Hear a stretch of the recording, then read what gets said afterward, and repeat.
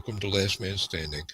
I'm your host, Dan Hollifield. Tonight, as you may have gathered from the preview before the introduction, uh, we're dedicating tonight's show to Daryl Doc Osborne, who passed away this week, and unfortunately, David Bayard, who we were not able to have enough time to put a graphic together to equally honor him as well.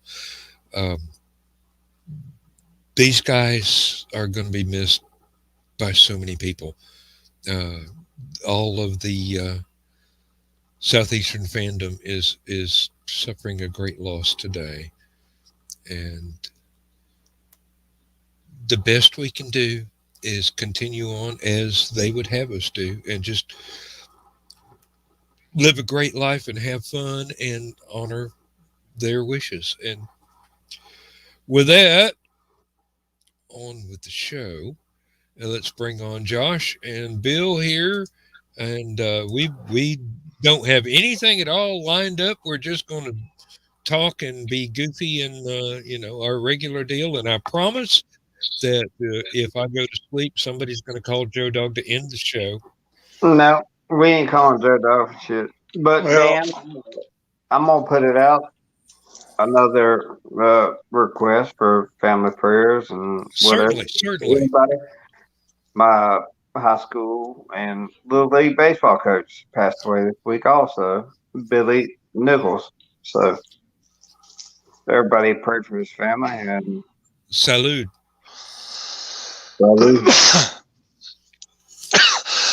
and the reason why I was absent for part of Stupid O'Clock, I had people calling me asking my sister-in-law had passed away a couple of weeks ago.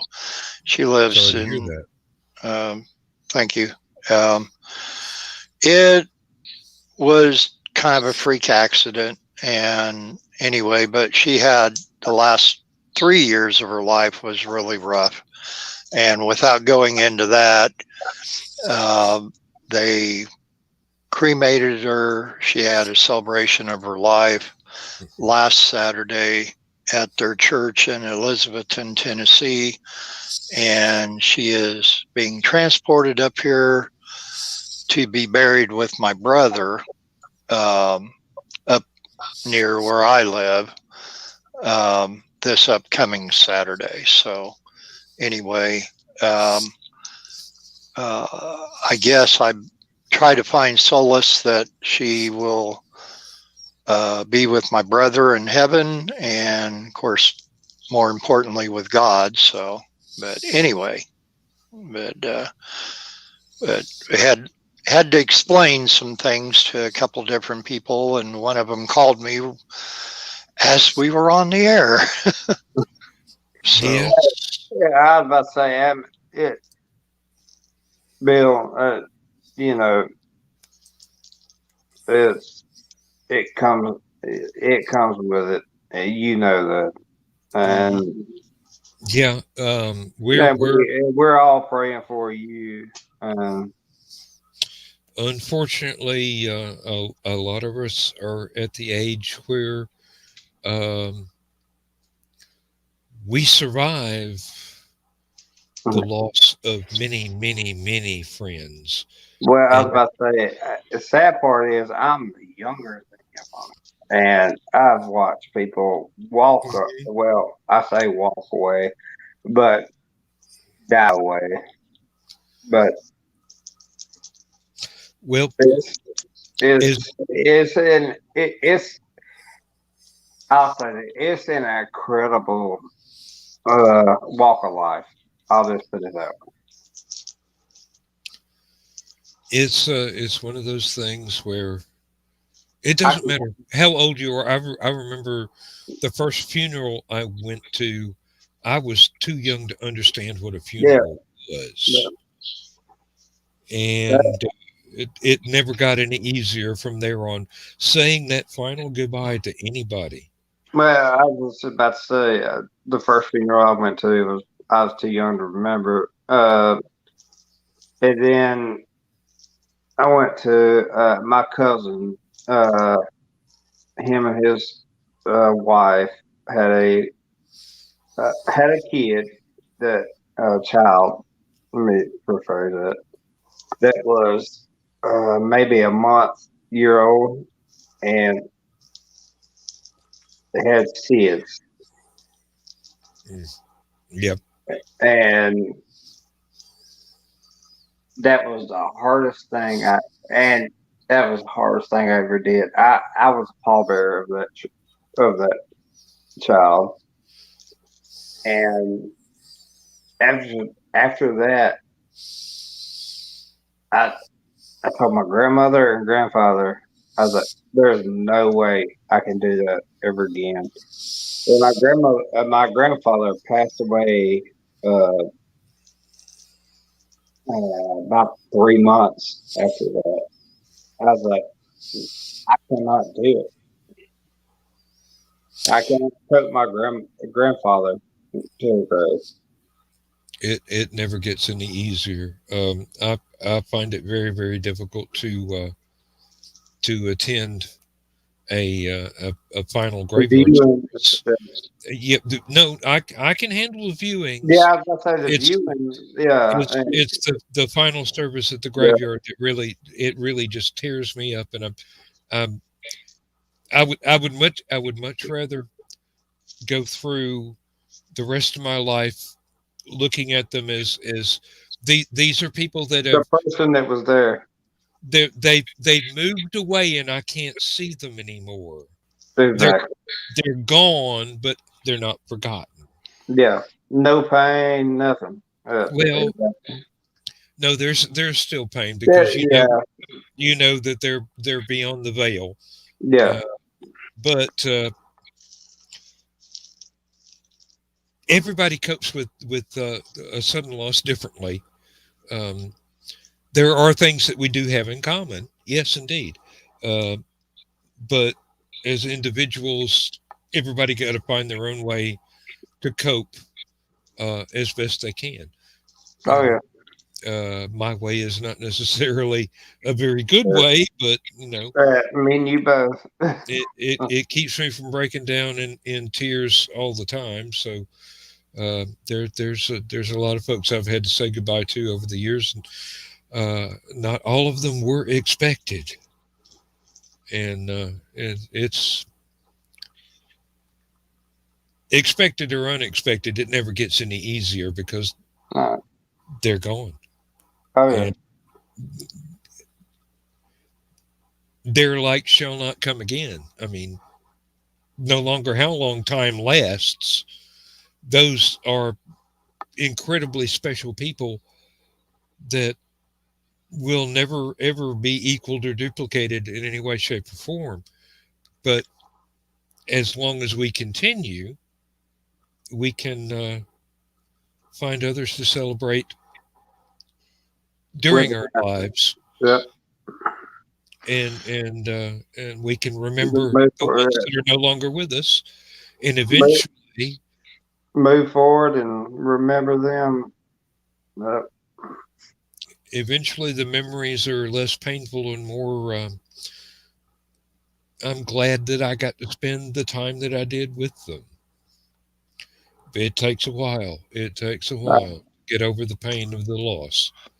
Grieving is a very, very real thing. And uh, sometimes it goes on for a long time. like I was telling Bill, well, I think yesterday or the day before, this year will be 4 years that my dad passed away. Mm. Uh, Christmas Eve. Yeah, So, I don't dare look up the date myself. I know it's uh, been several years for my dad's passing, and fuck Alzheimer's is what I've got to say. well, fuck cancer. I mean, Same yeah. general principle, yeah. But Last week, and I've been having problems kind of coping with everything because I always called my sister-in-law on a Sunday evening because 9 times out of 10 she was in the hospital for something going on with her. She was a double amputee who had diabetes, kidney failure, numerous other problems going on in her life. And when she passed away, she was only 46 years old. And too soon. I found something that I had posted a long time ago for a different reason, but it was definitely food for thought. And I'll go ahead and read it here to you here. It's fairly brief. It says, sometimes life goes on in peaceful cycles like the seasons, a gradual blending of time and events that we scarcely even notice. And just when we think we've learned all that there is about life, fate conspires to show us just how little we do know. And that was said in 1975 by Earl Hamner Jr.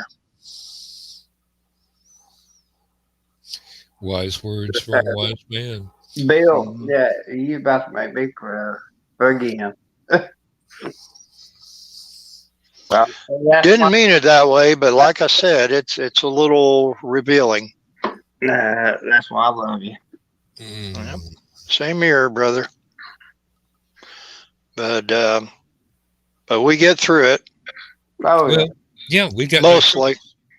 Got no choice. It's either deal with it or go crazy. Yeah. Thankfully, I went crazy a long time ago, so my only option is deal with it. Well, see, as of 9 years ago, all of my immediate family all passed on before me.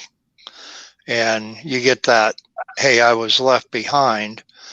And I have one third cousin who's in her 70s and that I will communicate with. But as far as immediate family, they're all gone. And so when I talk about Laura and her sister Jenny and my little adoptive niece, Kayla, they are my adoptive family, but I believe God made us a family because I was going through a bad time back in 1999, and that's when I met Jenny. And it was because she kept coming in where I was working at a home improvement store, getting things, and I saw her pretty much on a daily basis for a lot of months, and of course she eventually, and she was redoing a house all by herself, remodeling it, the interior, and I was amazed that somebody that young was going through and not having any experience with it before, but through other people and just learning things on her own, Googling things and watching YouTube videos on stuff. And so we got to be fast friends, and Laura right soon afterwards, and then meeting her dad and holding Kayla while she was still a baby, and that, they're kind of a saving grace for me. Exactly. Because I've had it. I had it with holidays and everything, and I was doubting a lot of things. And once again, when you think you got it figured out, fate conspires to tell you. But more importantly, God stepped in. So without getting too mushy about it, I'm in a better place for it. I still grieve my family, but then I also have good thoughts of them. I actually even dreamed about my mom last night, dreamed that she was driving me somewhere in her car, and I kept telling her, Mom, I got to get ready to go to work. You got to take me back home so I can get my work clothes on. Screwy dreams like that, but then I wake up thinking, well, I just spent time with Mom. And I haven't spent time with Mom since she passed in 2007. So, and you think, well, is that them kind of jumping in on your dreams just to visit with you. Maybe so, maybe not. But I think each person should feel about it the way that they're most comfortable with. And I don't think that there's any right or wrong with it. So, but anyway. Well, I am very happy to report that as of last month, I have a new great granddaughter. Awesome. Yes, it is. And I have not even met her yet because her family lives in Florida and we're up here in North Georgia. So it's quite a long ways behind. But um, Mm-hmm. uh, my daughter, her grandmother, lives in town here, so I get to see her every whenever uh, the stars align and everything is right. But these things do happen when you're spread out everywhere. Um, uh, Thanksgiving weekend, I got to Thanksgiving Day, I got to spend time with my mom and my brother and sister and niece and nephews and uh, great nieces and things like that. And it just, is family is more than blood. Mm-hmm. Family is also augmented by those that we choose to uh, adopt or who has adopted us into their lives. And the feelings are the same. It doesn't matter if the genealogy doesn't line up. That's immaterial. The connections made, the feelings created, the connections to both old and new and newborn are still just as valid no matter what. Um, my children may be stepchildren, but they're still my kids. Um, and Yeah, I had two stepdaughters when I was married, and they never knew their biological father, or as what I referred to him as a biological donor, because he was the girls are almost 3 years apart, and once their mom became pregnant with the younger daughter, he split. So they neither one knew him, and the only father figure that they had in their life till I married their mom was their grandfather. mm-hmm. And but when we got married in the Baptist church in Rockville, Indiana, that under the eyes of God, I was their father. And I always referred to, and I always said, "This is my daughter, and this is my daughter," and Exactly. I Yes. never, yeah. And so it's the same way.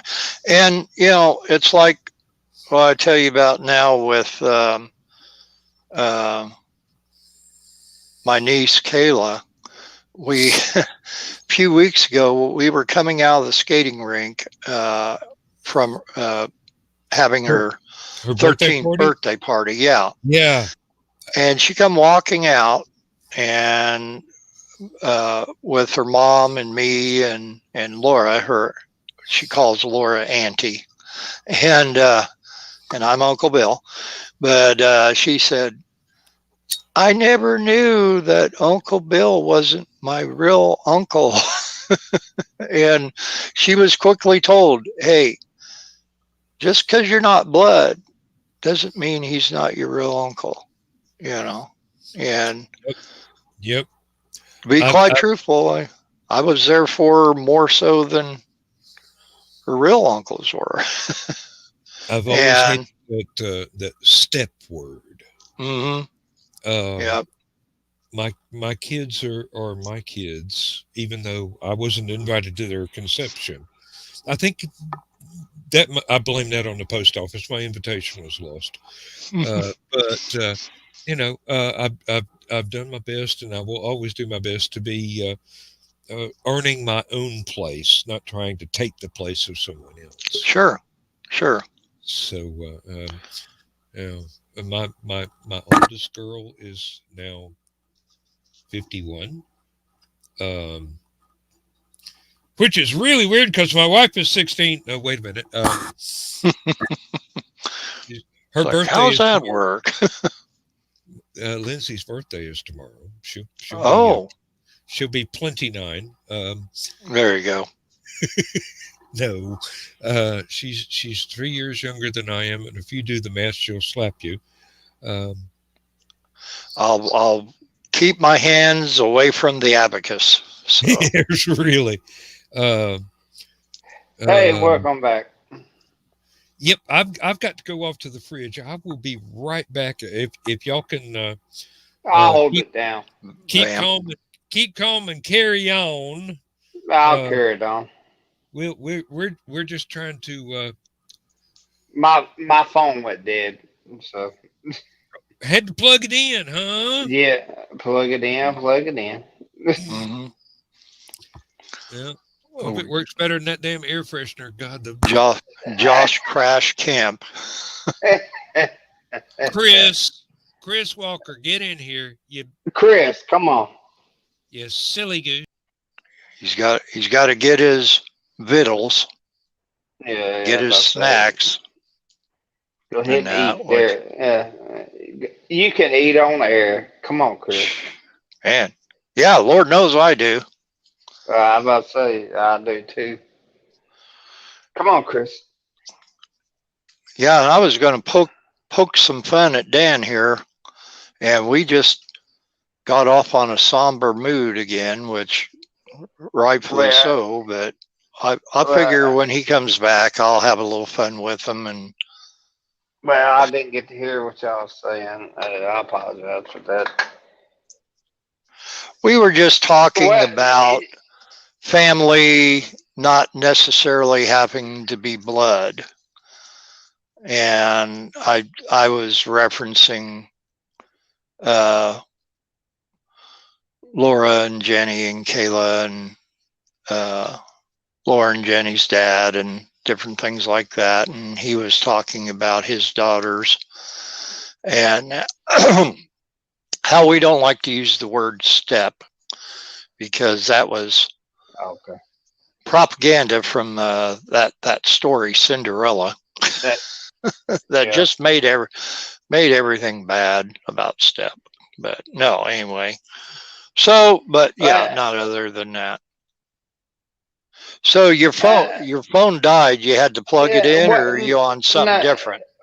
Well, no, I had it plugged in with a charger, but I told you I've been having problems with this daggone phone, and it went dead. I'm like, what the crap? So, it must be 3G. No, it ain't 3G. Mine's 5G.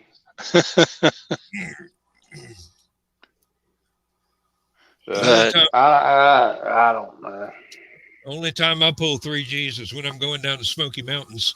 There you go. Family reunion. Wow! I was about to say that's the only time I feel. Thank God for those runoffs. When I go up toward Huntsville, so I pull 3Gs on Interstate 74 all the time, and Laura does it going to Chicago. I think she pulls.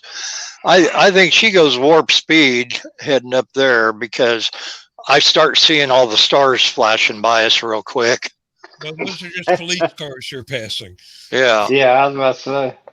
So Dan, I got to thinking, the next time you mix those Bloody Marys and vodka a little on the thick side, and that I thought, you just kind of, I don't know if I could do it with the headset, but I just put these on, just do that. No. No, Bloody Marys has got to be heavy. No, I'm afraid this is the best I can do, Bill. Bloody Marys has got to be heavy. I've got a couple of costumes that this goes with. So Yeah. and and Who is that basically masked man? it works either way. Yeah, well, I could do one, but it looks kind of weird. No, Well, I actually, I could get two of them, but it looks like I'm wearing a very teeny tiny bikini on my face. yeah. Well, if you hold it this way, it, Yeah, but you've been dating a midget, right? yeah. Oh, there are those videos, but I know only Carl Witzman knows about them. But Well, no, you've never seen You Make Me Say Ow with what was his name, the talk show host, bugger, I should know his name, Arsenio Hall, that's the one. oh yeah, oh, Look, there's a name you don't hear anymore. look that up, Arsenio Hall, Chunky A. Oh boy. Now, before you do that, you should play Word Up by Cameo and then look up the Chunky A video, because they are the same song, but by two different artists, basically. Well, they are two different songs by two different, but the one's a parody of the other. Okay, and I'm not telling which one. Well, speaking of parody, and What did Weird Al do now? yeah, no, it was me. Well, you might have saw it. My little picture that I created for Carl in a secret humor group. The Jolly Green Room Giant. Yes, and I think somebody added Keisha Sprout there too. That would be me. I actually, yeah, and it took me forever to find a good headshot of Keisha that didn't have her daughter's arms wrapped around her neck, or the top of her head cut off. I knew that Carl posted a lot of pictures of her. Mm-hmm.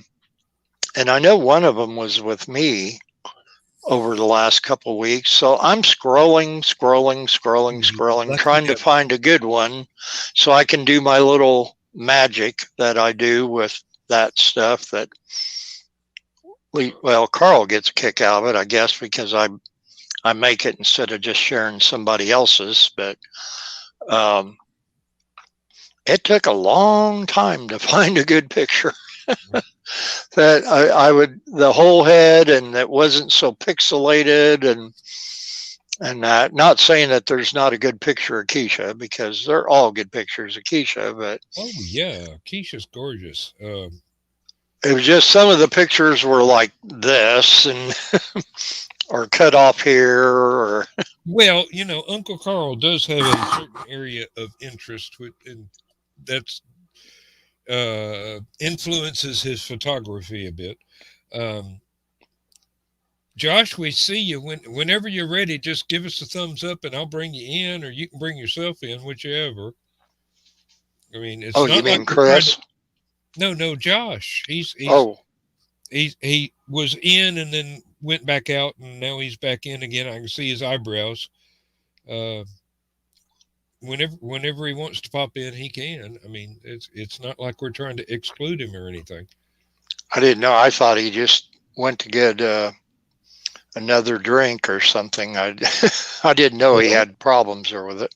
No, he's not having problems. He's vanished again.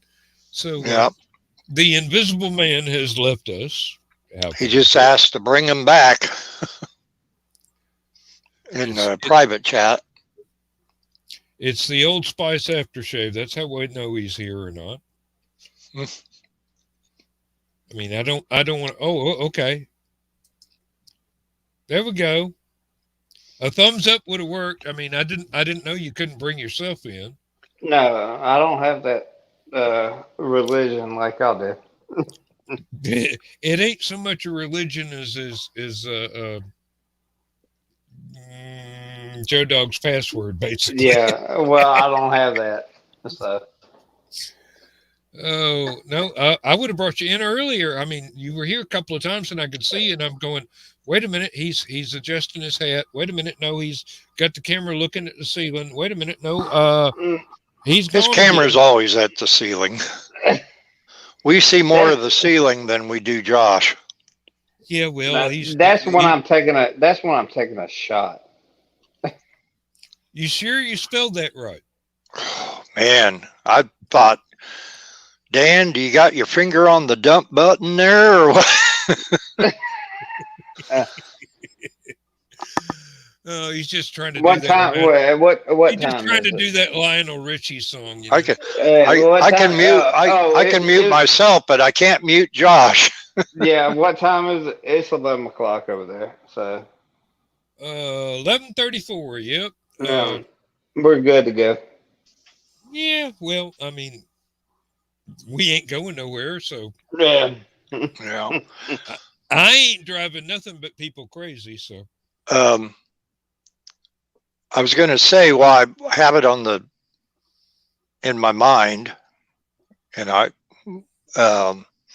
Saturday I'll be able to make it for most, if not all, of Stupid O'Clock, but I will not be able to make Last Man Standing because our trip to Chicago this past Tuesday got deterred. Actually, it got canceled because of something else, and then we ended up having to do something else instead. So we're going to try for Sunday. And hey, Josh, pull up Sunday forecast. Elk Grove Village, Illinois. And I know temperature-wise, it's supposed to be. I was about to say, I know it's supposed to be raining here. So Yeah, it's supposed to be raining down here too, but of course they're way northeast of Chicago. EG is, and so if they get, do you know zip code? I did, and I cannot think of it. Put him on the spot. Just Elk Grove Village, Illinois.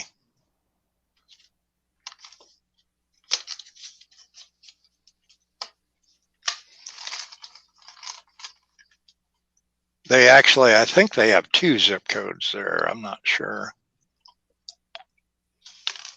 A zip code and an unzip code? Yeah. Something like that. One's for teenagers. Well, actually, where Carl and Donna live, there's 2 zip codes there too. You're either 61832 or you're 61844 or 34. Oh, what was the one they always used to use in? Was it Electric Company or one of the other shows on PBS? Wow, that's been several decades ago. I can almost remember it. Must have been a show I didn't watch that often, but Chris, northwest of Chicago. Did I say northeast? I meant northwest if I said northeast. Look up Bad Leroy Brown and get the zip code.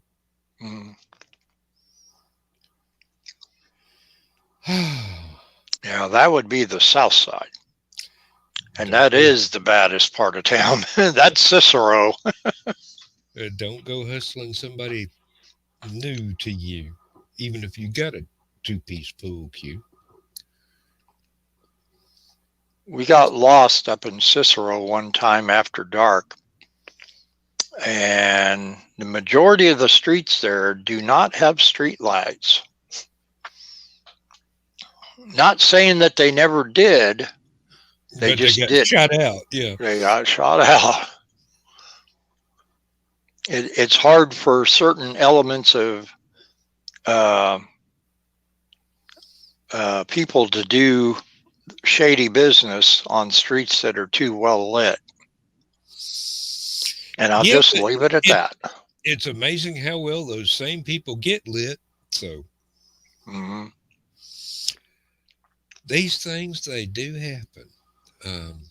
Bill, it don't want me to bring up that weather. Well, Elk Grove, it doesn't. That would be this Sunday. Now, I'm just saying, it don't want me to bring up that town. I'm just saying. Oh, okay. Try Oak Brook or Bensonville. Yeah, Oak Brook or Bensonville. You know, that's near it. Little further south, but near it. Oak Brook. Yeah. 2 words. There's also Orland Park. Northeast of Chicago is Lake Michigan only if you piss somebody off. Then you get a personal tour with the Oak Brook, Illinois. Yeah, cement galoshes.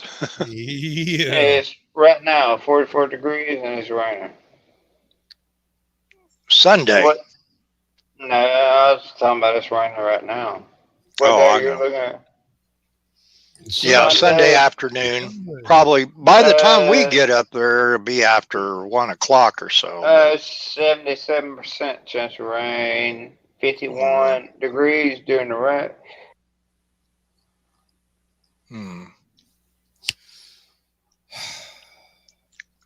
Just doesn't sound good. Well, I mean, there's things to do inside, but we want to. Take your umbrella, pack your raincoat. It ain't like you going deer hunting. You can, walk around with some basic. It's hard to push a mower or rake leaves with an umbrella in your hand. If it's raining, don't do it. I mean, Well, that's the reason why we're going. We go to your mailbox and pick up whatever you missed and. No, there's no mail going there anymore, thankfully. But just remember, leaves are biodegradable, and there are critters living in there that birds depend on for food. So, the main thing when we were up there last time, a couple weeks ago, 2.5 weeks ago, the sump pump was acting up in the basement, which is not a good thing because earlier in the year it stopped working and we had about 1.5 feet of water in the basement. That's never a good thing. And so anyway, the last time kept hearing these surging type sounds coming out of the sump pump. And I thought, boy, that sounds like a floater valve stuck open.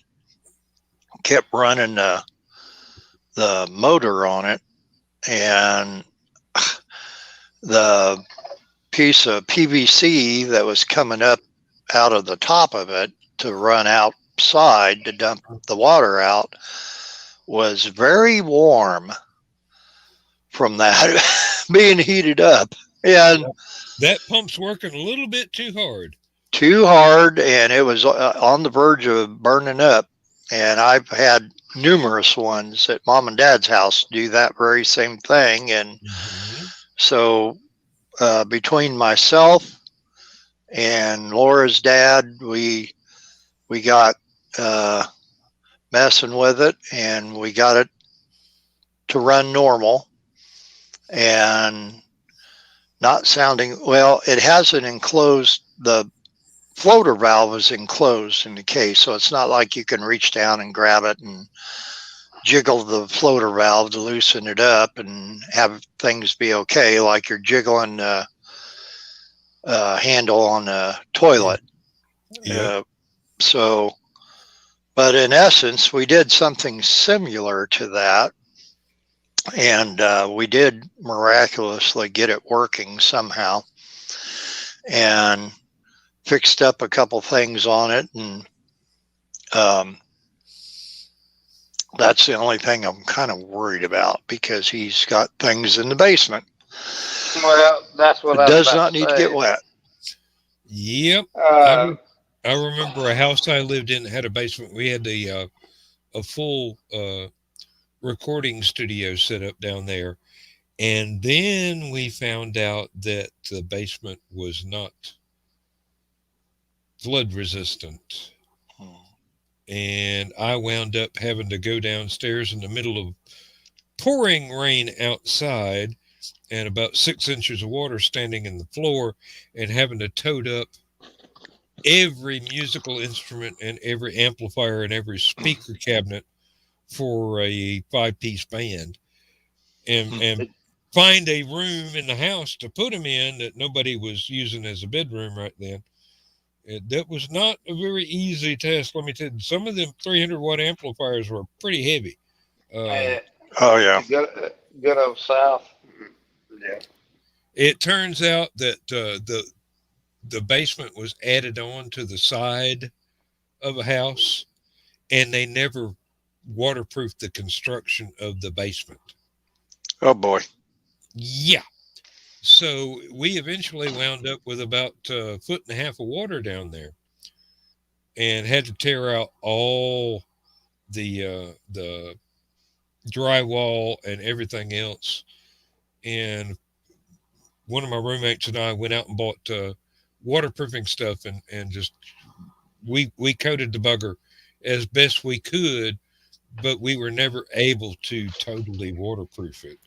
So we didn't put the recording studio back down there anymore. But it was a close thing, because I managed to get all the electronics up before I got everything else up. But nothing got ruined, not even the speaker cabinets. And I had some big ones, but we managed to salvage everything. But we pretty much just shut the door on the basement and said, ain't going down. Yep. That room don't exist anymore except on dungeon maps. So yeah, I used to affectionately refer to my mom and dad's basement as the basement from the Munsters. Mm-hmm. But well, the thing with Laura's dad's house up in EG, it used to be a 2-lane road that went in front of his house, and got a forest preserve down at the end of the street, and it's really nice neighborhood. The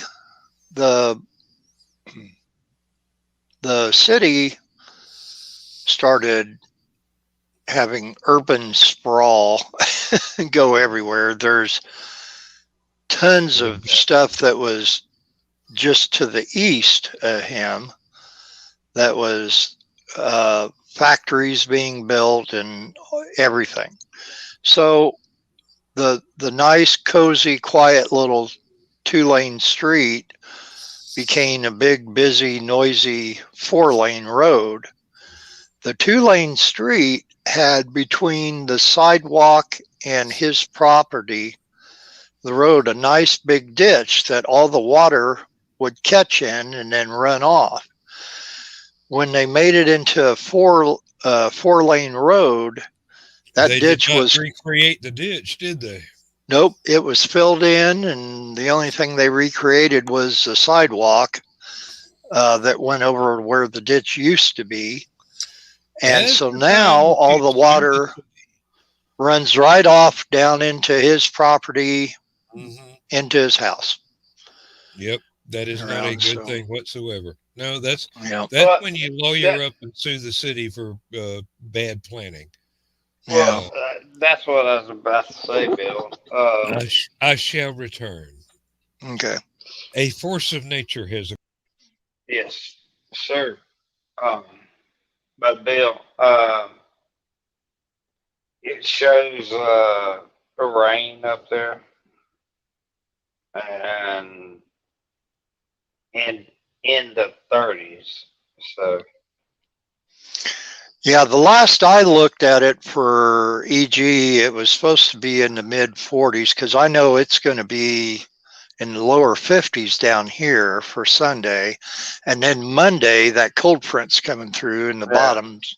I say the bottom's going to drop out, but actually it's only going to get down to, I want to say the upper 30s, like 38 or 39. So which for, early December is still nice. Today was very nice. Well, I was about to say, it was showing, oh shit. It was showing like 35 for highs. Mm-hmm. So. But the cold isn't so much the issue as the rain to a certain degree, as far as, and we were just going to mulch up leaves.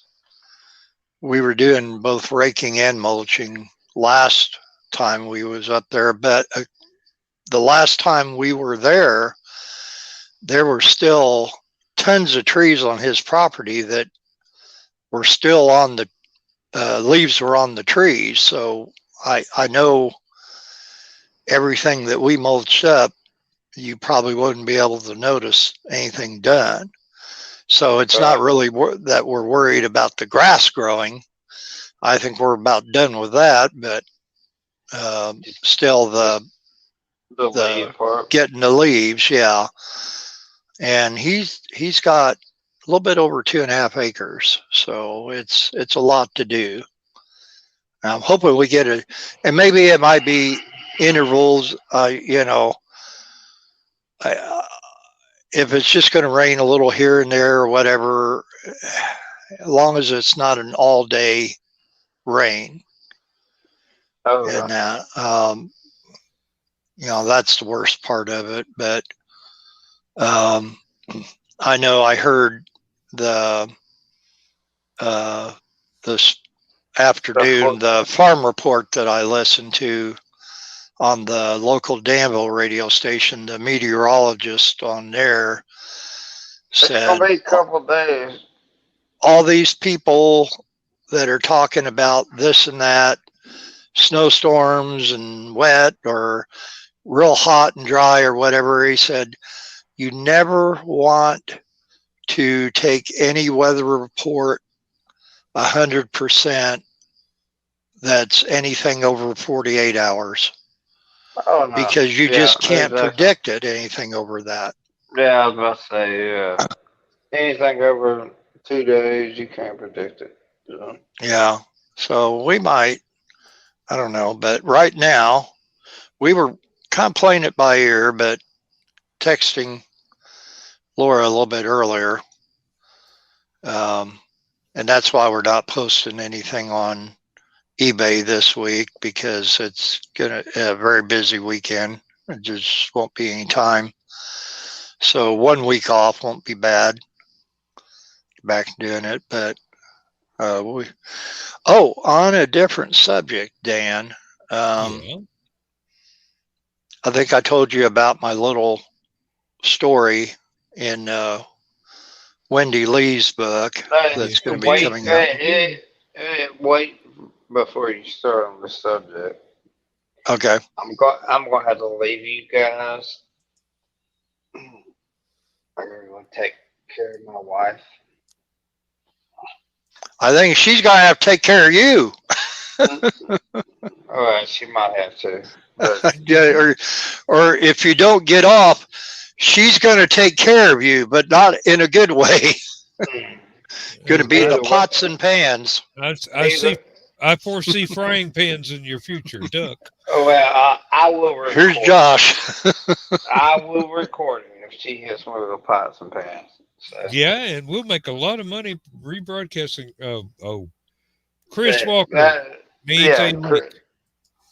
Got it, Chris. Got it. Let me. If Chris could get on there, I'm gonna stay here for a minute. Well, I thought Chris was your relief pitcher. Yeah, I was about to say he's a relief. I don't think I would have put it quite that way. Say, then hurry up, Chris. Josh is dropping out. We can't hold him up any longer. We're going to see that ceiling again before you know it. Yeah, there you go. That's what we're used to. Come on, Christopher. Oh, it'll give him a minute. Oh, she's in there watching a movie by herself. Uh-oh. Well, don't disturb her, for God's sake. Yeah. No, oh, hell no. I ain't doing shit. She's off tomorrow. So. Or, what time is it? It ain't but 10:50. So. Yeah, really. 3 minutes till Lindsay, or 3 minutes, 7 minutes till Lindsay's birthday. 6 minutes till Lindsay's birthday. I watched the clock change from.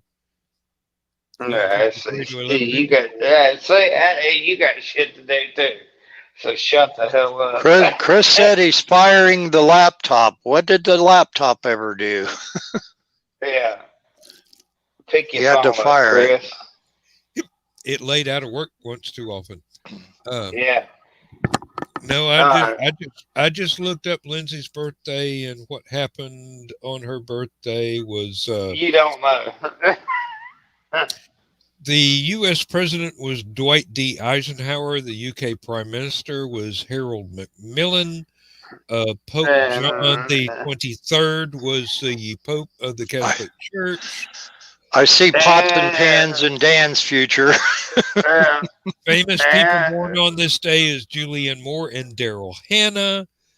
The senator from Delaware was Biden in 1960. I'm pretty close enough. It don't say that. No, it goes on to talk about Elvis Presley songs. It don't say nothing about politicians or boring crap like that. No. Well, you just named a few politicians. Well, yeah, U.S. president and British Kind prime of. minister. 1960 was the height of Camelot. Yeah, I'm about to say that was. No, it was Eisenhower. Eisenhower. Pre-Camelot. This was the Mud Hut stage of Camelot. Oh, okay. Okay. Yeah. You know, warning us about the military-industrial complex. Nobody paid attention to, so now we got stuck with Republicans. Well, that's a couple of years before I was born, so I don't know much about Ike. Well, evidently I was 3 at the time, so. Evidently, I wasn't born at the time. I know Adelaide Stevenson. Adelaide Stevenson, yes, indeed. A big man from Chicago was his sparring partner about that time, or close to it. No, maybe a few years before that, though, wasn't it? I'm not sure.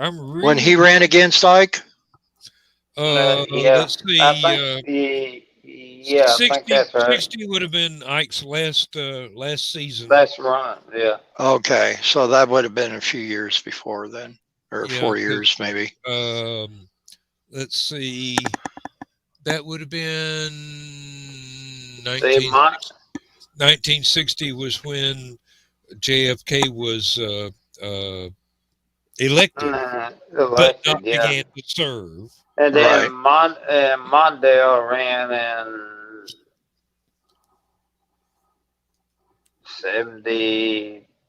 80. Well, that was a long way down the line from. Yeah. Well, I'm just. You just skipped the entire 70s. Well, we hadn't even discovered. Yeah, I skipped that. I was about to say I skipped Ford and everybody else, but. The coming of the Beatles was to comfort us from the assassination of Kennedy. Yeah, that's how it was always described to me. Well, I wasn't alive then. Beatles would have been what, 64, Doctor Who was the day before Kennedy's assassination in November. Kennedy's assassination was the 22nd. Doctor Who was the 23rd. They had to rebroadcast the show the next week because Kennedy got killed, so nobody knew about Doctor Who. Yep. I mean, hey, priorities, Hey, people. the Who was. I still say the Who was better than the Beatles, but Wrong who. Yeah, really. I wouldn't say that Doctor Who was better than the Beatles. I mean, It's a Doctor. damn close race there. Uh, uh, Well, gentlemen. Welcome, Chris. Oh, is that Christopher? Yeah, it was firing up the laptop, not firing it. Oh, Well, I'm gonna say hello. I don't know. I've fired a few in my I time. thought you said laptop. You're terminated. Yeah, I'm I'm gonna not say a hello celebrity. to you, and Yeah. I'm gonna tell these other idiots goodbye. Takes one to know one, son. Yes, sir. Yes, Well, sir. there's idiots and there's our kind of idiots. Yes, we're all idiots. Well, I'm Chris. Now he says idiots, but so far we're all before idiots. you came in, Chris, I was the only one that did not mention a loved one, significant other, whatever you want to say, birth Yeah, you dates or did. anything. And Yeah, you did. You no, so yeah, you did. I for me, got 1 minute, gentlemen, and then I got to go holler at her. Oops, okay, my minute's up. yeah, I'll be Yeah, I right was gonna back. say, Take care of Okay. business, my man. time's down.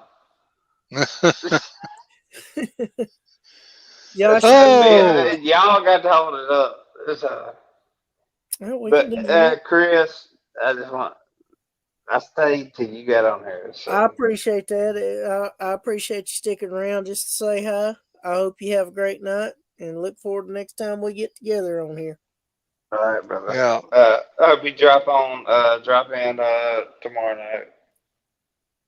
If I get a chance, it's hard for me to make the green room because I work so late, but we'll see. Yeah. I'll come in there depending on how late I am getting back from the auction. Looks like Laura and I are going to be the only ones going. I don't But, know whether that was a thank Yeah, you baby or a baby. Spank me, baby.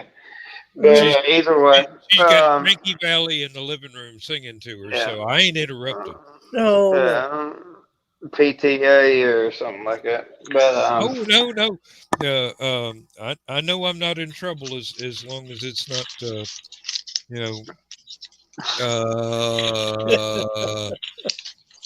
one of them Scottish groups from the 70s. What was it? Bay City Rollers. That's the one. Yeah. Yep, the one that was supposed to fall in love with her and married her died, so she's really pissed off about that shit. And he probably did it on purpose, I would imagine. That's what she says. Yeah. Yeah. I mean, it's not like she doesn't have a sizable dowry or something, but the only way that I'm going to get saved is if she starts playing Cliff Richard music. So, hey, I know what to put on YouTube. I like Cliff Richard. Well, who shouldn't? I mean, good grief, he's a nice guy. He's the Elvis of England. There was a story. Dan, good night, my brother. Good night, Bill. Good night, Chris. I gotta go take care of my wife. Sure. Yes. Spend some time with her whether you take care of her or not. Yeah. Well, I do. Have a great weekend. We'll see you Saturday night if we're lucky.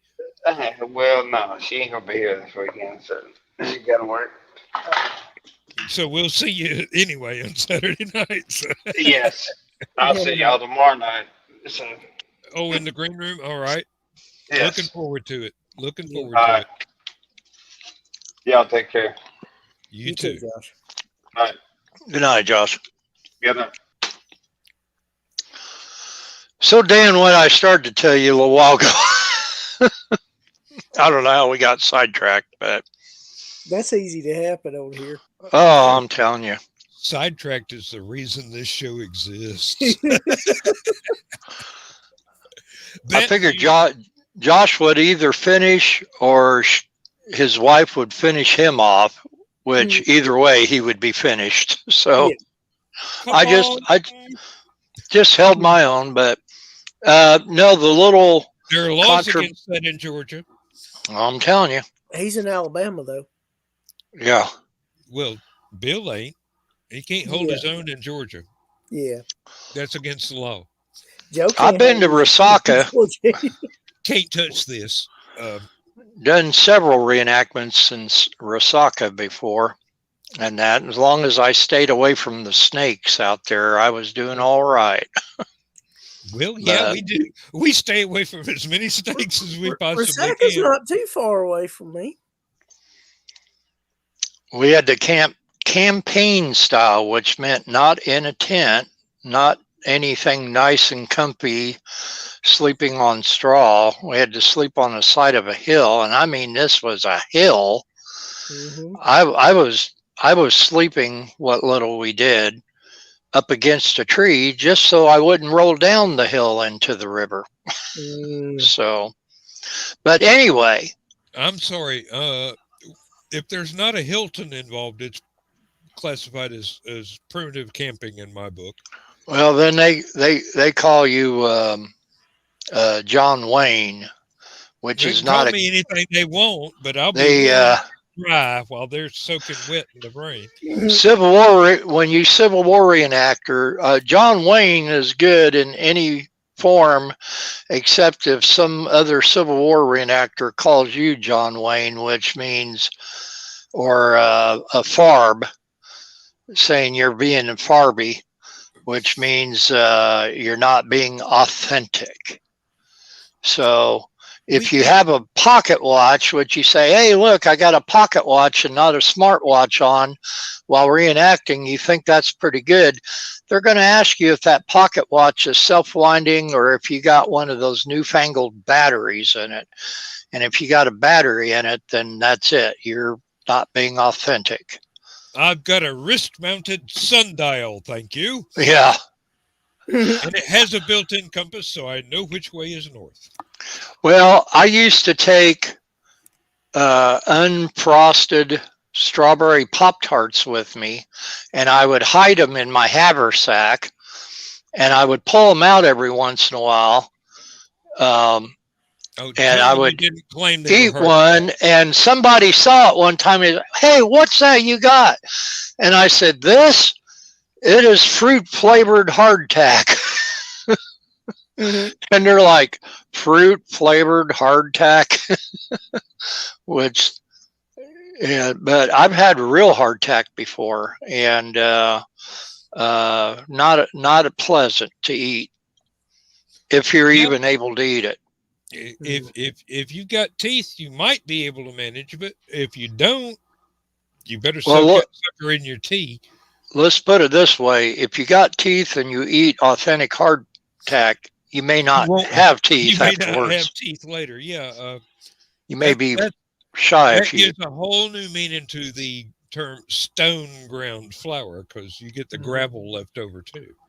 And then their authentic coffee is the buckhorn coffee made from the buckhorn weed, and that is literally heart attack coffee. That is so strong. I've had it one time in my life at a cotillion, that one of the reenactments, and I about died. My heart was beating out of my chest afterwards. And these energy drinks don't have nothing compared to good old buckhorn coffee. I'll tell you. I have enough trouble with the community coffee with the chicory in it, and I'm going, Mm. you ground up a perfectly innocent acorn to add to this coffee, right? Yeah, I don't drink nothing past medium roast coffee. The stuff that Starbucks has, and that to me, that's if they say dark roast or espresso or whatever, that's just burnt coffee to me. I don't. That's all it tastes like. But I one. was privileged once to have actual Cuban coffee. The guy handed me a cup of black coffee, and he handed me half a Hershey bar and says, "You gonna need this, boy." And he was right. That stuff, believe me, half a cup would have your teeth going. If you had teeth. If you didn't have teeth, you'd show up on the what you call it, the earthquake detectors, the seismographs. Oh yeah. You were vibrating so hard you probably could have walked through walls like the Flash. This was some stout stuff. I loved it, but I didn't sleep for 3 days, but I loved it. I only had one cup. And that was the day the Five Doctors 20 was it the 20th anniversary of Doctor Who? That was broadcast, and he recorded it for me on VHS tape because Betamax was a loser format. Sucker somewhere. I had used. I never had a VHS or anything back in the 80s, and when they had the 20th anniversary of the Monkees and had the reunion on MTV, and they did the whole weekend showing Monkees episodes, and I thought, I want to record this, I want to have this, because we didn't have a VHS player or anything at our house. We just wasn't that lucky, and so you could actually, there's a store that used to be in Danville called Kay's Merchandise Mart, and they did rentals on VHS players and that, and sold the blank tapes. I went to go rent one, and all they had was a Betamax. So I stayed up that whole weekend as best as I could to record all 70 some episodes of all the Monkees TV show, and then all the little in between stuff that they were doing on there. But and then was never able to watch it afterwards. I thought, well, because nobody had a Betamax player anymore. Nope. Yep. I had one guy told me, he said, I can transfer that from Betamax onto VHS for you if you'd like. Okay. And when he told me the price that it was going to be, I said, you know what? I'll wait for him to come out on DVD. Did they ever? Yeah, they came out on VHS originally, and then DVD later. They are still, to this day, very expensive to buy the complete series. I wouldn't doubt it. I wouldn't. Yeah, it's some of them, the different shows. Well, some. I beg your pardon, gentlemen. We have. Uh-oh.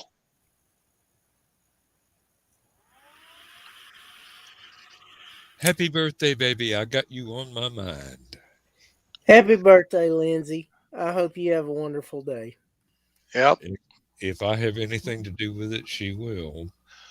Birthday blessings to you, Lindsay. Oh, baby. I won't say what you said earlier, Dan. Don't worry. She'll never find out. She's been watching us. She already knows.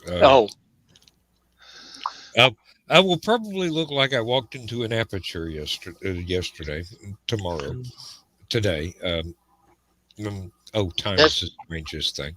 This program is being taped with a live audience to be used in Dan Hollifield's blackmail later on.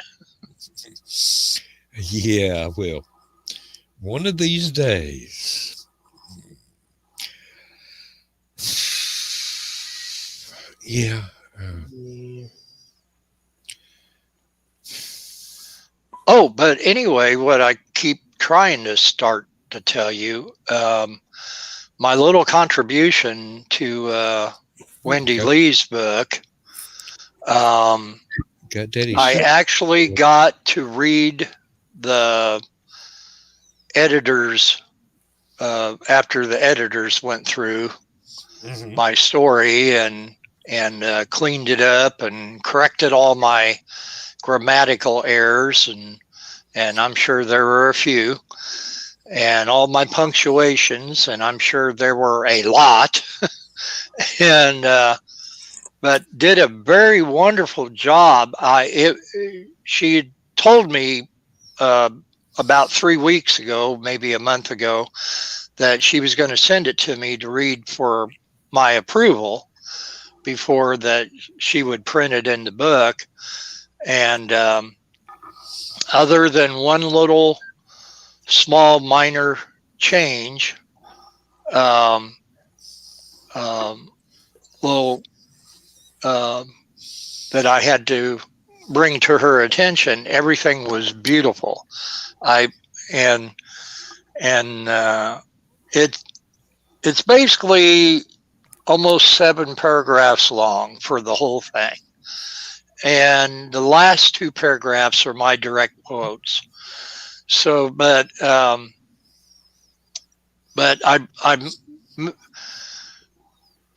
messaged Wendy back and said, I really love this. Just one thing, as Columbo would say. And then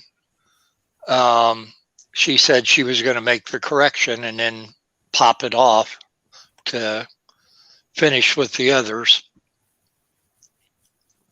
But anyway, you on kitty patrol there, Chris? Yeah, he came to see me. I just had to see the pretty kitty. So I took myself out of the stream because I knew what you were saying was important, Bill. But you know, No. being able to look at the cat is Yeah, this is my yeller feller. Yellow feller. We got the neighbor's cat that comes over to Laura's dad's house, and I was over there today doing a bunch of raking and a lot of yard work for him. And the little cat, his name is Ranger, and his full name is actually called the Lone Ranger because he was the only surviving kitten, with the exception of a brother. But then the brother had recently got hit by a car on the highway. Don't know how he strayed away, but he did. So the owner of the cat says now he's the Lone Ranger, so we call him Ranger or Ranger Danger. But he follows us everywhere, and he almost got locked up in the shed tonight. Yep. This is Rowdy, aka Bubba. Bubba. Rowdy Piper. Oh Lord, this cat can get into so much. Believe me, they all can. I went out to go to work one morning this week. I don't remember what day it was, and I went out and I clicked the button for the car to unlock the door, and naturally all the indicator lights flashed and the interior lights went on, and I heard this god awful commotion from the dog pen, and I looked. There was a raccoon climbing out of the dog pen where it had been eating the cat food. Oh wow! Yep, they're good for that. I'm going, dude. You could have just waited. She's going to come out in like 15 minutes and feed the cats. You could have just waited. You didn't have to escape just because I'm leaving to go to work. Yeah. This the main raccoon that shows up Hmm. when it stands on its hind leg, it's taller than some of my grandchildren. Wow. I mean, this thing, it looks like almost waist high. This is a big raccoon.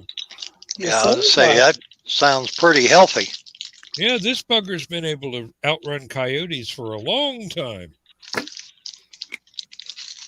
So we're it is built a trash panda of exceptional virtue. yes, Mhm. exceptional skill as well. Because to be able to survive that long, Hmm that's saying something.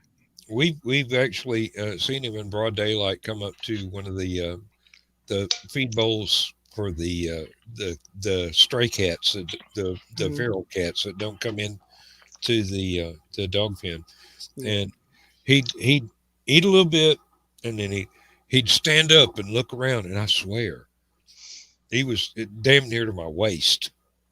Wow. Yeah, I mean, healthy boy. Let me tell you. Yeah. And paranoid as all get out because he had he had this I'm a survivor look going on here, taking in all the surroundings, and he dropped back down to three legs and start eating again, and then a couple of seconds later he'd get up and look around because he had this paranoid. Mhm. I'm going to look around, even if I got to run away from the rest of this feast here. And I'm going, that's not even the good cat food. Just wait a few minutes. Well, the funny thing is, some genius was over a decade ago, probably closer to two, decided they were needed to reintroduce coyotes to these parts. Not here. We used to have open season on them because there were so many of them. Yeah, we've still got open season on coyotes and feral dogs, Mm. uh, and some of my buddies from high school still go out every year, and then they will track down coyotes and wild dogs, not just you know, Then the herd. yeah, Yeah, we used to have coy dogs up here that caused a problem back in the 80s, and mm, uh, the state said, you know, opened it up on them, and it didn't take probably about 3 years, and you just don't even see them around here anymore. You see plenty of coyotes, Yeah. but the crossovers, yeah, those are mm, getting. Mhm. but Yep. the raccoons you were talking about, my little sister Jenny, she's got uh, three, four, I think four feral cats that are her outside cats that she feeds, and she'll put their food dishes up on the deck and that for in the morning and the evening. And she's got coons coming up out of the woods out there, and Mhm. she sent me a picture one night. Or all four of her cats with their food dishes, and sitting right next to them is the raccoons eating, and As, they were actually shared. They were, as you polite know, as can be, yeah, they'd yeah, share a yeah, meal. they were friendly. And there Hmm used to be a Sears optical commercial for Sears, the optical department, advertising getting glasses, and it showed this woman in her nightgown opening up the sliding screen door, saying, "Here, kitty, kitty, come on, kitty," and in walks a raccoon. But because Mhm. she needs new glasses from Sears, she thinks it's her cat, and I always said that was Jenny doing that, but Yeah, I I said, remember well, that. I said, just don't reach down and try to pet one, and I said, you'll be all right. Hey, with these, I'm not sure you couldn't get away with petting them. As Yeah. long as long as you're the one pouring the food out, I think they'd tolerate being petted. Now the possums might be a different matter whatsoever. Yeah. But Now we have had armadillos in the backyard as well as a absolutely beautiful red fox Mm-hmm. walking outside the dog pen. And we regularly have deer come up in the backyard, Mm-hmm. and they, they're fine until the cat notice one of the cats notices them, and I've got one cat, I swear, the main reason we don't have deer around here is because she's hunted them down, and I can see her looking at the cows and the sheep across the road and going, anybody got any mint sauce? Well, on Thanksgiving Day, I guess Laura's dad went out on his porch to find a half chewed up, not mouse, but rat. Full-blown rat. It was dead. And there was a little bit of blood on the porch, not to get too graphic about this, but pretty much stating that it was a fresh kill. And we thought it was our little neighbor cat Ranger went out and did it, because they'll say, the cats, they do that with mice and birds and that, and then they bring it up and leave it at the doorstep or on your porch or whatever. And you're not really supposed to correct them on that, because they're, in their mind, they're bringing you a gift. Yeah, they think very highly of you if they do that. I love you, but you're a really shitty hunter. Here's a mouse. You eat well. They go really good with this garlic sauce that we got out of your garden. Well, he would never. Ranger gets fed quite well between what his owner actually feeds him, and then what Laura's dad puts out. We bought Purina cat chow dry food for him for a while, and then Laura had some canned cat food, moist cat food that her cats wouldn't eat anymore, or she tried to get them to eat this cat food and they just wouldn't eat it.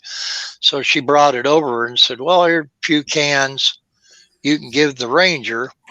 And so her dad mixes it all up together for him and that, and Ranger goes to town on that food. So now we have to have both the Purina cat chow and the tender vittles or whatever it was. To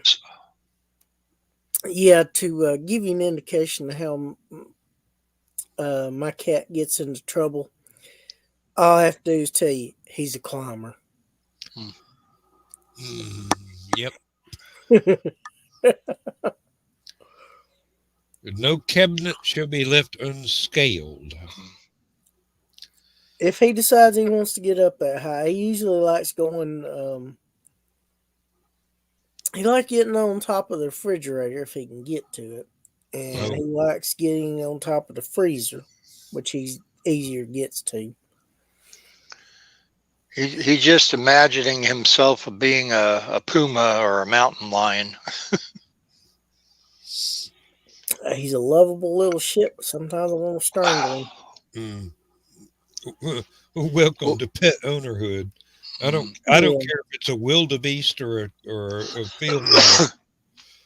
Now the girl is good.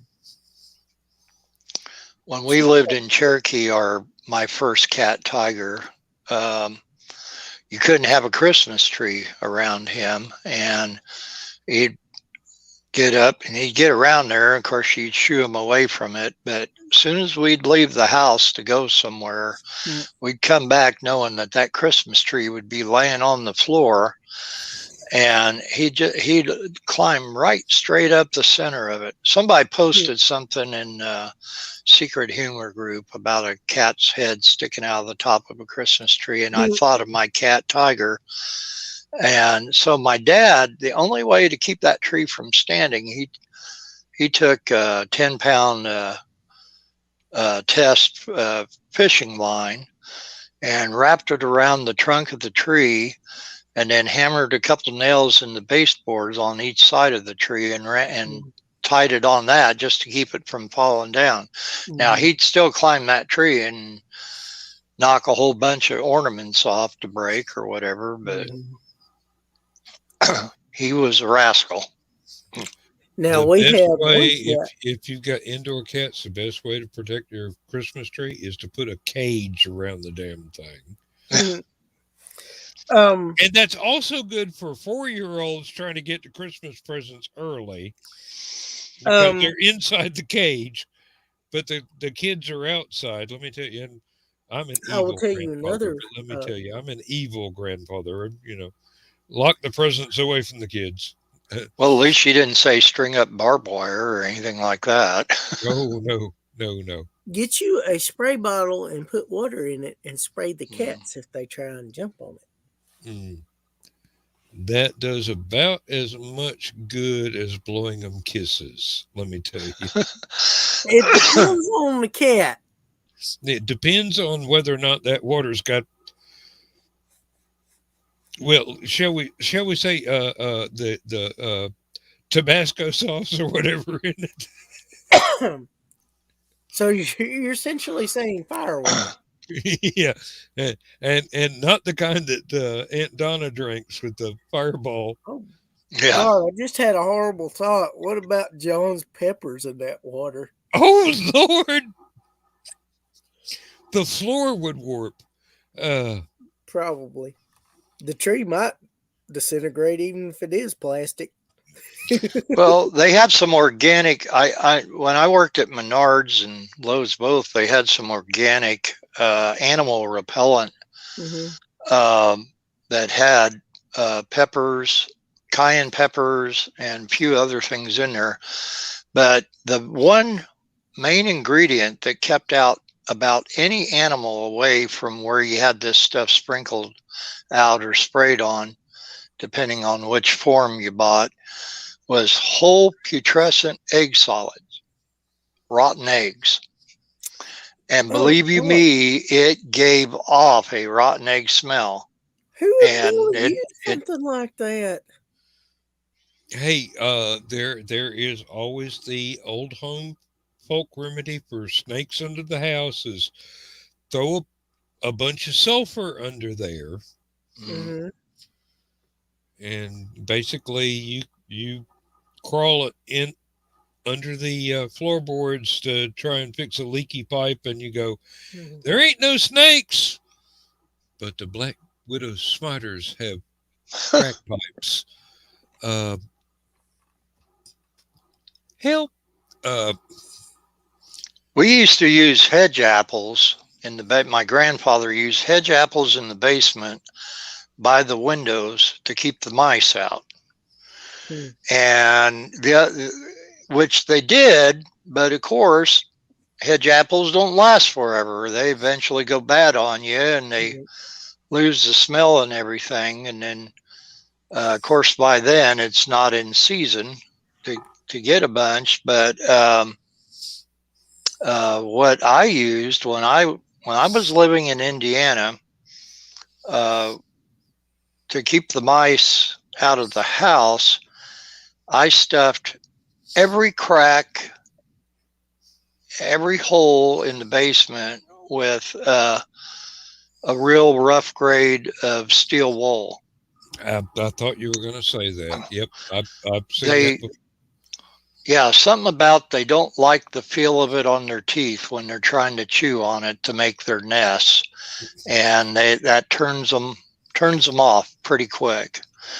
And I spent about $16-17 worth of steel wool the first year that we lived in that house, and I don't think I ever had to replace any. It always stayed down there. It may still be down there 20 some years later, but it did work.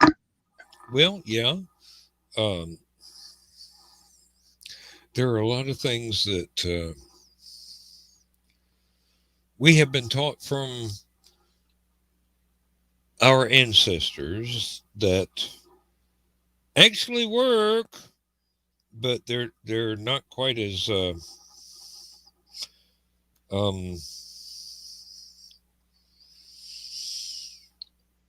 well, I don't really know the term to use. They're not as quite as humane as some of the things that don't work with a flip. Uh, Mhm. and why I'm self-editing after midnight, I don't know, but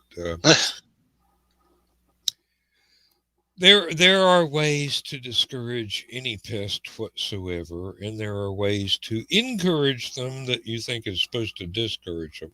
It just, there's a lot of uh, grandfather tales and grandmother tales that wind up being accurate transmissions of vital information as to how to do this thing or that thing, or prevent this thing or that thing or another thing. Um, I always wondered uh, with my grandparents and great aunt and uncle's smokehouse how they kept vermin out of the sausage and the ham that was hanging to dry and stuff like that. And well, how do you do? And well, they go, we had a cat, Mhm. and I'm going, uh, my cats are used to cat food. They go, well, we didn't feed them. I'm going, that's Yeah. true. But no, they go, no, that was the way it worked. A barn cat did not get fed. They had to Hmm. catch rats and mice and Yep. anything else that came in. And yeah, that might have been good back in the 40s and 50s and earlier than that 20s when they were children and whatnot. But nowadays it wouldn't fly because it would be considered cruelty. Yeah. Inhumane. And then people will get wondering about um, diseases and that the animal might get. People spend more money on their pets, uh, I think, than Nowadays, what yeah, they used to. yeah, Oh And yeah. that, yeah. It's They're big and I'm business. not knocking it by any means. I just want to get that straight. I'm all for it, and I think that people should. But it's once again, it's a different age that we live in, um, because yeah, yeah, exactly. When I was a child, it was never considered anything other than normal for hunting dogs to be kept outside year round. I Mhm. mean, they were not lap dogs; they were bird dogs, coon dogs, and whatever. And they stayed outside all Mhm. year. They were not allowed in the house. Now, nowadays, that sort of thing will get you investigated by animal services or whatever. Yep, you get the ASPCA on you.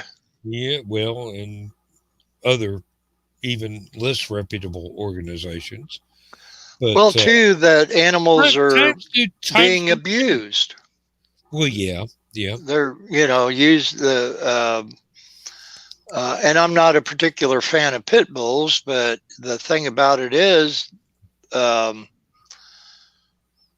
it's a dangerous breed No, it's not. if you don't know how to take care of it.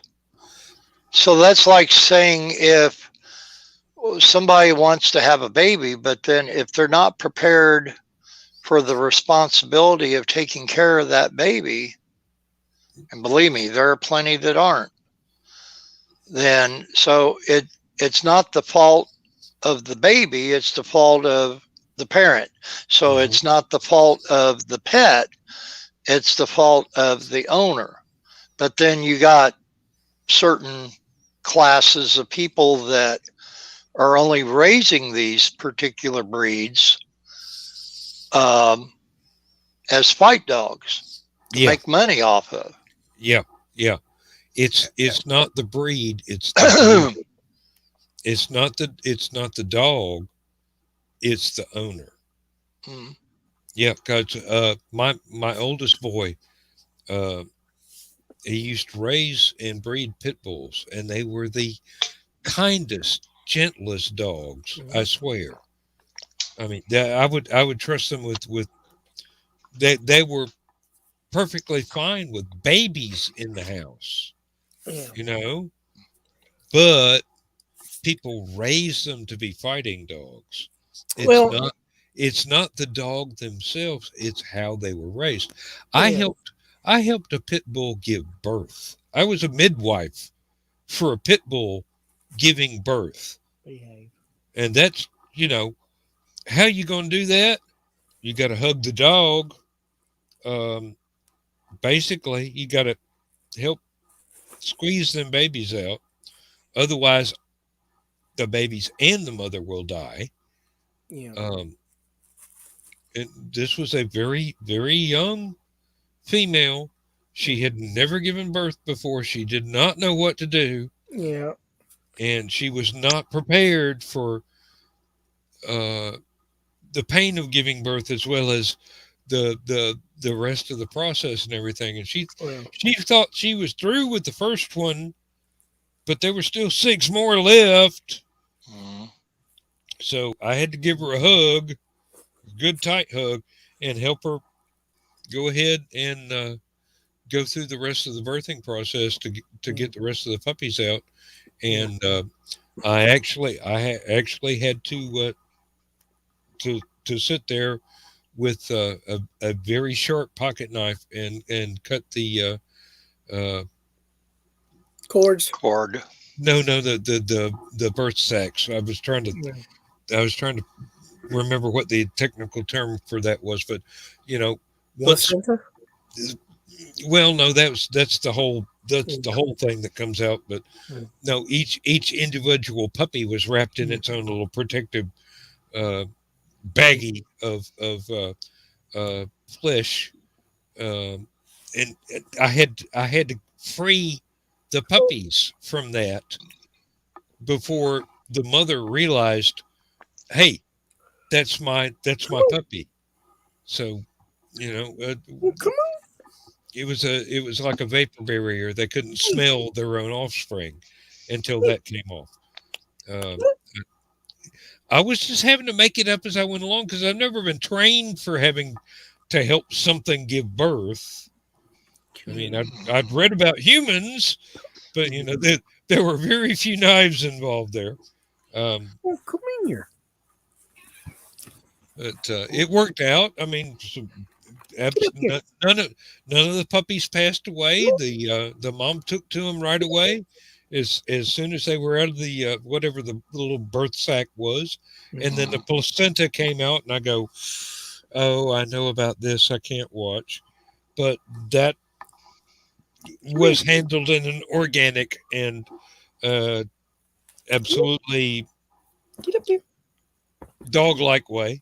So Mm.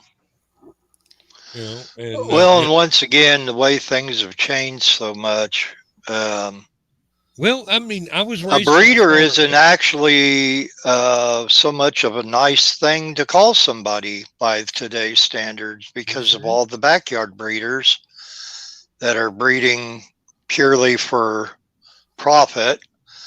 And not, if it's your own and you're giving away the pups or keeping them or whatever, that's fine. But when they were breeding purely to make money out of it, and of course most of these breeders had the animals in less than ideal conditions, and which made things so bad for it. But what did Bob Barker say at the end of Price is Right for decades and decades about spade and neutering? Mm-hmm. And there was a reason for that because of the overpopulation with everything. And he knew decades ago where it was going to head. And of course, now it's just spiraled out of control. And up here in the Midwest, we have people that are just not, they're not responsible with their pets. And they, don't care if the dog or the cat or whatever is having litter after litter after litter. And they, half of these people like this, and I'm not saying all of them, but just the ones that are just being very irresponsible about it. Well, they're not taking care of the animals to begin with. So, and what are they doing with the pups of the animals or the kittens? And so we have several organizations that try to help people who are legitimately wanting to do the best for their pet, but maybe financially not able. And two organizations that come to my mind right now in the Vermilion County, Champaign County, Illinois area, Hospice Hearts and Cat Snap. And they will come and they have veterinarians who actually donate their time to come down to do spade and neuter clinics and help people get things done at a much more reasonable price than what it would have been if they went to just the neighborhood vet clinic and have to spend several $100s on to get this done and that done because the cat has diabetes or the dog has a situation with his kidneys or what. Yep. And lots of different things that because of different breeding different breeds of dogs have different strengths and weaknesses, and some of them are conditions that would be in the long term make it difficult for them to survive to what would have been their natural age if the breeds did not have all this inbuilt genetic problems from having been bred. Now, inbred would probably be the word. Exactly, yeah. And everything, and the more and more that happens, the more and more it breaks down. So your once great super gene ends up being something quite to be concerned about. It's something quite different that would eventually cost the life of that pet. Oh, of course, because it was a mutation. Well, the mutations themselves are not bad. It's the reinforcement of unsuccessful genes. Yeah. Just because you want a dog with a really short nose and floppy ears does not mean that's going to be a healthy dog. No. In 100 years. Yeah. And a lot of dogs are bred in with certain problems that you say, well, and it goes far beyond the animal being child friendly or not. It's exactly. There are many genetic traits that are part and parcel to the shape and form of the breed, because you're trying to get this and this physical thing, but you've got this and this and this other behavioral thing that comes along with it. I am not an expert, but I do understand not only the basic concept of genetics, but how negative reinforcement of genes can be harmful. Well, I get tired. I hadn't seen him in a long time. There used to be this person that's constantly selling puppies. he just set up shop on the side of the road, so you know he wasn't. And those poor animals that kept breeding all the time, just like, uh, just Yep, and got mad every staying time I within see the him. same narrow gene pool, Mm-hmm. reinforced negative. Yeah, but you talking about it just reminded me of him. Like Yeah, I said, I hadn't seen him in several years, but there was a time for about a decade he was every well, 6 months, or if not sooner, you'd see him selling puppies. well, maybe we got lucky and one of the dogs ate him. Yeah, or the animal control authorities got wind Well, of it. they could eat him too, but as long as they use mustard, it's fine. Yeah. Well, what astounds and surprises me more than somebody being a backyard pit bull breeder or going on about this or that or whatever are the exotic animal people that keep those on there. They're, not breeders that they're selling them, although I'm sure some do. But and I run into a guy when I used to work at Menards, and he used to come out to the garden center all the time. I think he would seek me out just to start talking about all of his snakes and his reptiles and different things, which I'm like, I'm sorry, I don't get into that. That's not, if you want to talk beagles, then yeah, we're good. But, not kimono dragons and all this stuff. And Well, then next thing you know, you see something on the news about people, keeping lions or leopards or whatever. what I hate is all the people that get all these boa constrictors and pythons, and then they can't take care of them, and they put them out in the Everglades, and the dang things are now killing stuff. Did you see that picture of the alligator and the python that killed each other? Yeah. What they do, eat each other? Well, they died in mid digestion. Let's just say.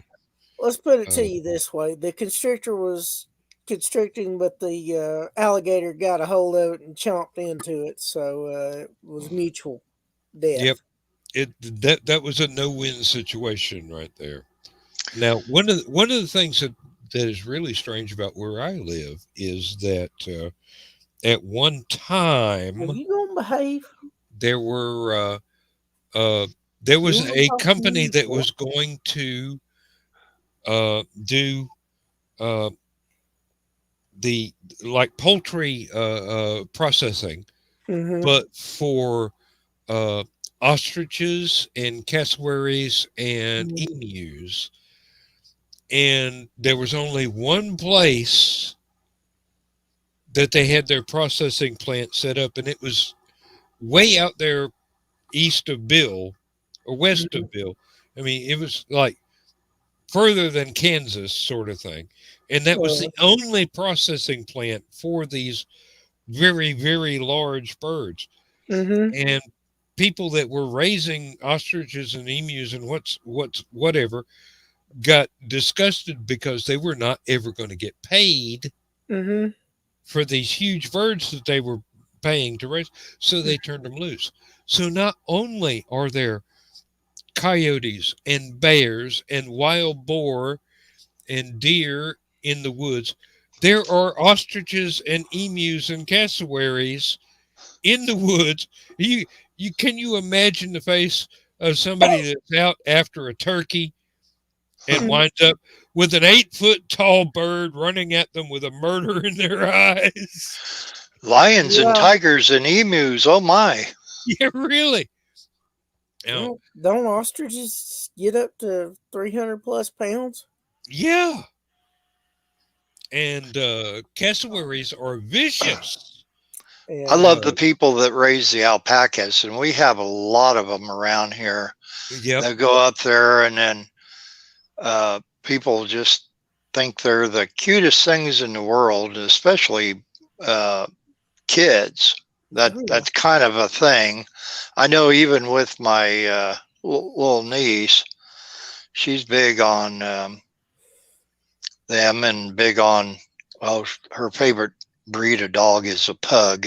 That's kind of the in thing right now. But, and I said, yeah, you want to go up there and pet one of those things and that. And I said, you know how you know when they like you? And she says, how's that? And I says, when they spit in your face.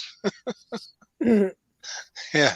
And no, they don't. Yeah, they do. We got some people that live out by Kickapoo State Park over here in Oakwood, and they're raising them, and you see them out there by the fence all the time. And sometime I'm highly tempted to take my niece out there to get up close and personal with one to let her find out.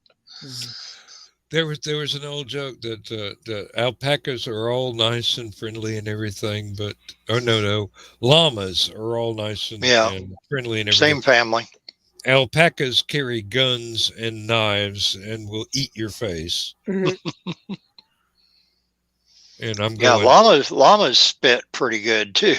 Yeah, well, anything in that camel family, even though llamas are American continents, North America, South America, and camels are Middle Eastern. They're still in the same family, basically. I'm going, that's a damn old family because it survived Guadalcanal splitting up, but we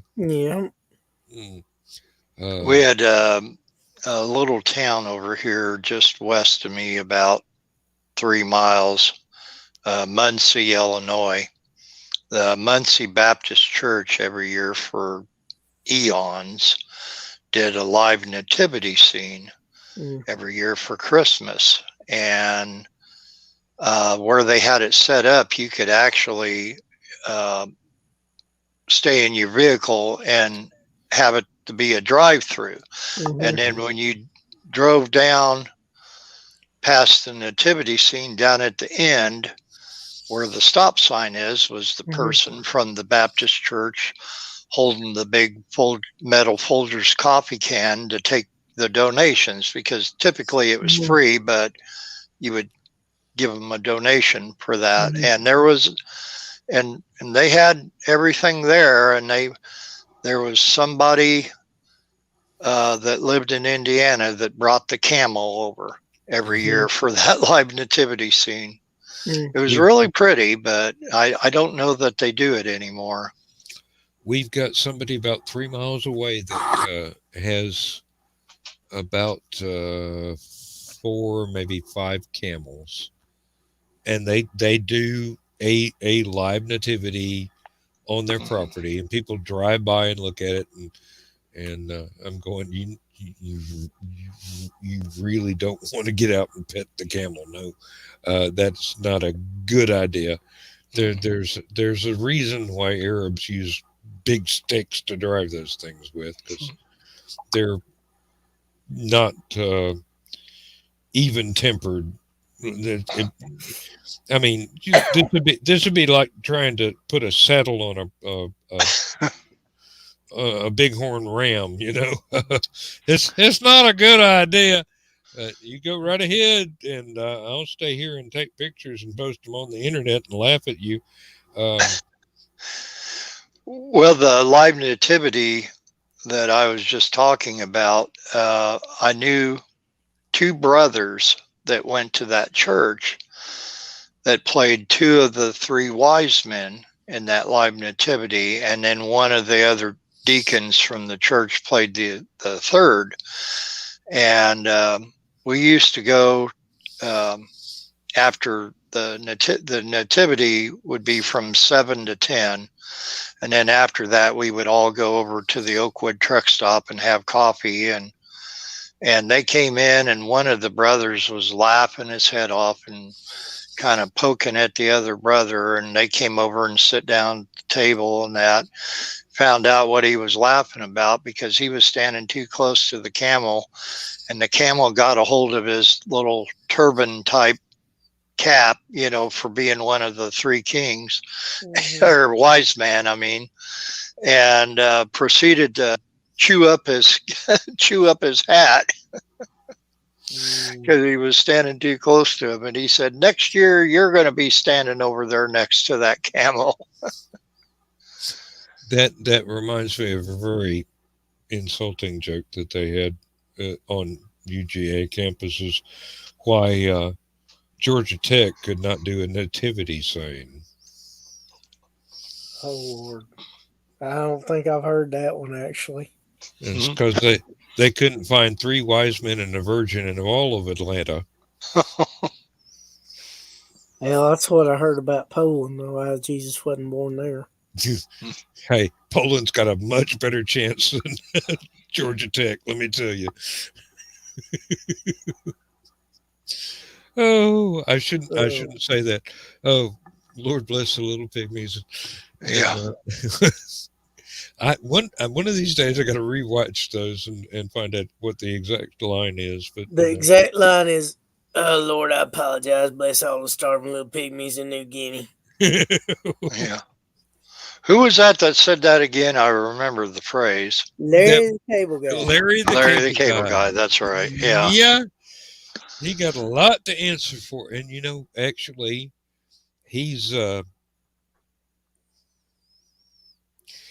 nowhere as stupid as he portrays himself in his act. Oh. He's actually a very smart guy.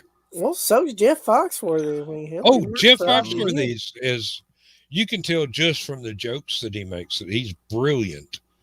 I mean, you've got to be smart to be able to have these insights into human behavior.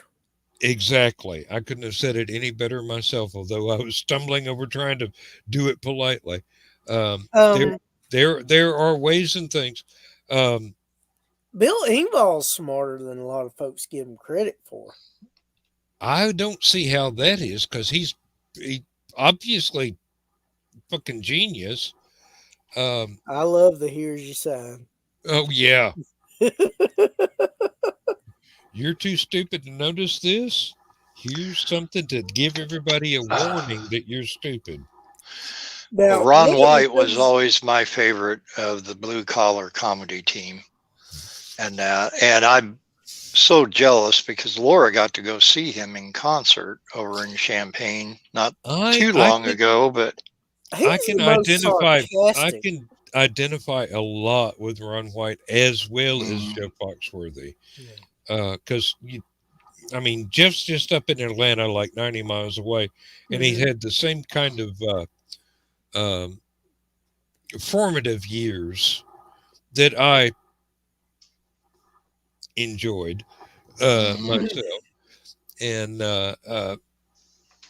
but Ron has the Texas slant to it, while Jeff has the Georgia slant to it. And Laura still has her Ron White "You Can't Fix Stupid" t-shirt that she will occasionally wear, and I said, "That's okay, you wearing that, as long as it doesn't have an arrow pointing toward me, we're fine." That's "I'm was stupid," or yeah, no, hers is "You Can't Fix Stupid" because it's a Ron White one. But I had a classmate in the 4th grade that had the "I'm was stupid" t-shirt. Oh yeah, that was big in the 70s. Yep. As long as you're standing next to the teacher, it's all right. But yeah, you'd see all those in the comic books, the pages for the Roach t-shirt iron-ons and all the different ones that you could pick from. And sometimes there were like 2 pages worth there. I got one of their catalogs one time back in the 80s when they were still going full force, and couldn't believe all the different ones they had then. I didn't get a chance to collect comic books as much as I would like to when I was younger. Did wound up with a number of Richie Rich for some reason. Although actually, my favorite growing up was Green Lantern. Hey, the reason you wound up with Richie Rich is because you could have been him in another life. Mhm. Green Lantern, I can totally understand that. Um, Bill reminded me of a story from high school Mhm. where one of the photographers came in to take yearbook photographs Mhm. of everybody. And this fellow had a different line for each uh, appearance Mhm. of student he was having to photograph. Mhm. And one of the ones was the guys that I hung out with the most, Mhm. who were far from being the coolest kids in school. Mhm. Instead of going, say cheese or look at the little birdie, he just hold up this little brass ankh shaped thing and go, roach clip, and they would grin from ear to ear because they knew what a Mhm. roach clip was. Yeah. And that tells you a lot about the people that I hung out with before I ever indulged in the forbidden arts myself. And Lord, Mhm. those days have been long gone for decades. But Yeah. if the law ever changes, I'm going to get the tractor out. Yeah. Well, We still got the family farm. I'm surprised Georgia hasn't passed it yet. As much money as Colorado's making off of it. Well, I think that's because the Baptists can't figure out whether or not they need to forbid it or tax it. Well, I'm And sure when they figure out as Well, soon as they figure out how to taxing it. tax it, you, it's all over with. Well, it won't matter about the Baptists when that's the only way they'll make it legal. That's the only reason why Illinois made it legal, because yeah. they knew they could make a Yeah, bunch off. And then what happened? Okay, so it's been legal here for a few years now. And you're thinking, okay, Illinois should have streets paved with gold by now. And quite frankly, it's worked out worse. There's too much Um, corruption in government up there. well, this that's is one thing, true. but that's not what I'm talking about. Found out when you're going to legally buy recreational pot, Mhm. or even the medicinal one, if you're uh, lucky enough to have a doctor sign off on a card for you, Mhm. and that it costs about almost 3 times as much as you getting it illegally off of the Yep. guy on the street in the camouflage coat, Yep. you know.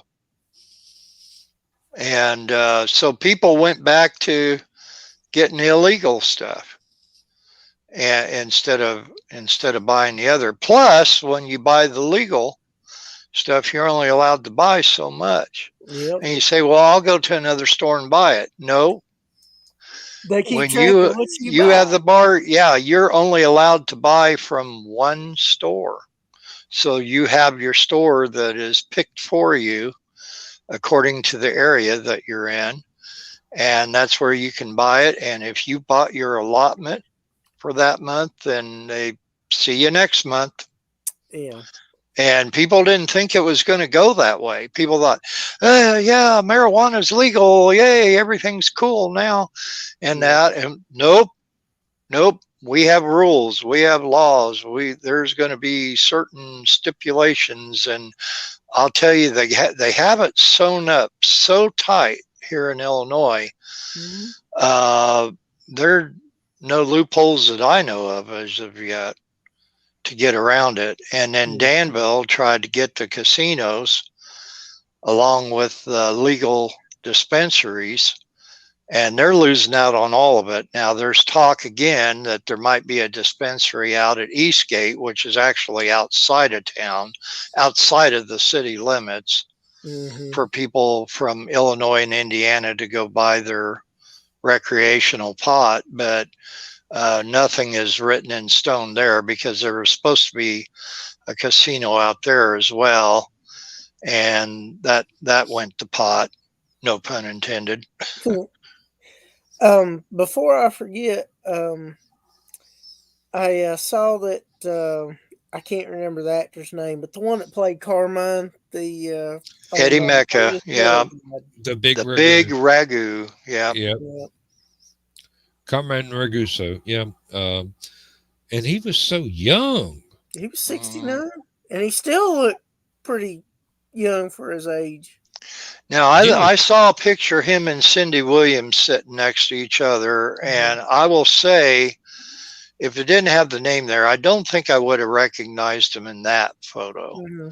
Look, I mean, you know, just so much because I'm just so used to seeing him how he looked in the 70s, you know. Oh, yeah. But yeah, No. that was. And did they say what it was from? I didn't catch that part. I can't remember. I just saw the headline. As far as I know, though, Michael McKean and Cindy Williams are the only two left for the main stars. Oh, wow. I believe you're right. That's. Because, you know, Penny died a few years ago. Yeah. So many. And Squiggy died a long time ago, wasn't it? well, Oh, I think yeah. it was about 5 or 6 years ago. Hmm. It might have been a little bit longer than that, but I'm thinking it was 5 or 6 years ago. Lenny and the Squigtones. Before I say something I will regret later, I shall return. Okay. Believe me, I have opinions, and some of them I don't need to express. Well, I can understand that. I thought he was going to say, before I say something that I might regret, I'm thinking that I peed myself. But there's no telling. We could have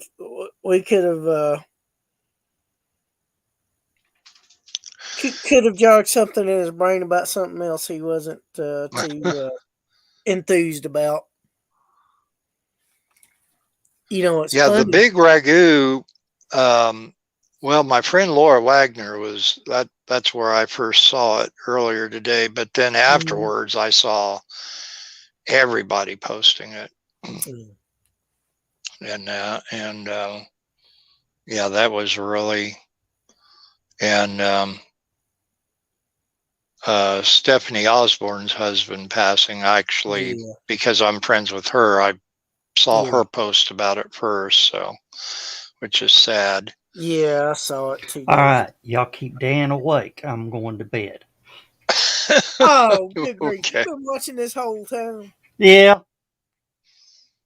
Well, I was going to give him my little face mask to wear and that way that we wouldn't be able to tell if his eyes were open or closed, but he didn't want to wear it. All right. I guess Ace is the only one left in here. Ace might be. No, that's somebody from the Aphelion web page. All right. Okay. Well, we will see you Saturday then. Yeah. All right.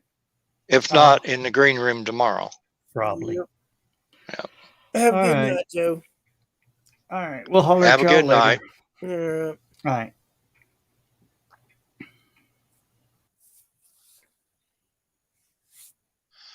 But no, when I heard about Eddie Mecca, I thought, okay, who's the other two going to be? You know, because it's always coming in threes, seems like.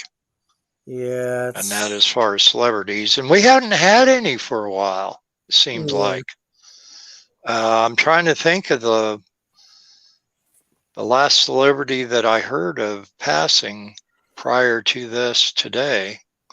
And my mind's a blank, which actually is kind of every day anyway, but I told Dan that I'd be with him tonight in Last Man Standing because we may be going back up north on Sunday. Yeah, I heard you talking with him and Josh about it. So I'm hanging around a little bit tonight because of that, but I won't be too much longer because it's after the witching hour here. Yeah, it's by about 12 minutes. It's after 1 o'clock here. I'm sorry, we have some degenerate hanging around the channel. Yeah. Yeah. He, Oh, he came and said hi for a minute. He jumped in after you jumped out. yep. I wonder why. Ace, if you're still around, Lindsay says, thank you very much for the happy birthday. If not, then you'll see this on the replay if you watch the replays. Yeah. And I don't know what Joe's problem is other than insomnia and insania. I think he was just trying to see if you fell asleep. Yeah, he was keeping an eye on you. Well, I appreciate the Yeah, speaking of Lenny, sentiment. do you realize who he's married to? Who? What? I said, speaking of Lenny, do you know who he's married to? No, I didn't. I have Annette no idea. O'Toole. Oh, yeah, Michael McKeon. Yeah. Yeah, he's married to her. She played. Lana Lang No, she in the played. Superman movie. Well, she might have been in the movie, but Smallville. She was his mom, I believe. Right. That was after the fact. Yeah. But yeah, she actually played Lana Lang. Well, let's see, which one was it? Would have been Superman 3? 3. Was it? Might have been 3. Yeah. I think it was the same one that Richard Pryor was in. Yeah, that wasn't was it? 3. Yeah, that would have been 3. Yeah. Yeah. Yeah. Good night, y'all. I'm going to bed. Good night, Joe. Good night, Joe Dog. I just forgot to click leave studio. I thought the YouTube was still playing, but I turned it off. Oh, well, A voice from above. thanks for checking up to see whether or not I was still awake. And this week I am, but Lord only knows about Saturday night. So, So, are you going to be broadcasting Saturday night? Yeah. I don't have to go to work until Monday night. So, yeah, Okay. I will. I'll give it my best shot. Now, I know Joe was going to be. as to whether or not I will be awake, that's anybody's guess. But I will be on night shift Monday, so So, I are they pretty going to much let need you to stay awake. back on first day shift before this month's over with? The fellow that I am training will be fully qualified during this upcoming night shift next week. The little girl that they let go for attendance wound up on a medical leave for well, she had just gotten married. Her kids were in school and she couldn't find a babysitter, so she was under a great deal of stress. So she applied for a compassionate medical leave and she got that. Now she's back. She's been back for a week now, so they are fully staffed for those people that I am filling in for. So, Hopefully, this is the last week.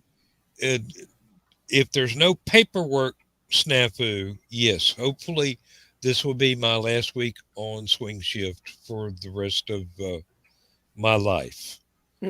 But, Now, here's my question, Dan. What if this happens again? What if she leaves again or somebody else leaves and they say, hey, Dan, we need you to help us out again a little bit. I mean, are you think anything like that might happen, or do you think that you're going to gain tenure now after this time, that they won't call on you and maybe call on somebody else? Or my union president told me what I should say in this circumstance if it ever arises again, and I go, I will do it if you will pay me overtime for every hour over 8 hours a day I have to work, which would be automatically 16 hours of overtime a week, which the company will go, no, we can't do that. but can can they make you work it though without that overtime? They can. And I can go, where's my retirement papers? I'm willing to sign now, and you can do without me. Mm-hmm. And you still have to pay me $500,000. Mm-hmm. So you have a little bit of leverage there. Yeah.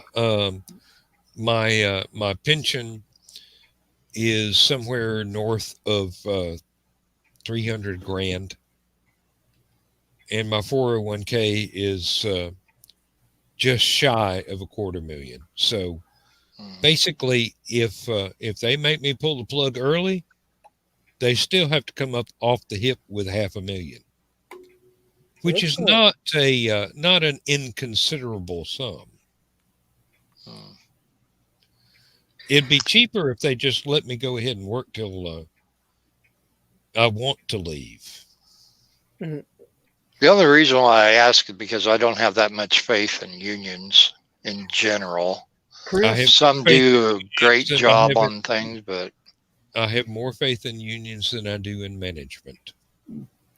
Hey, Chris, when do you start your vacation?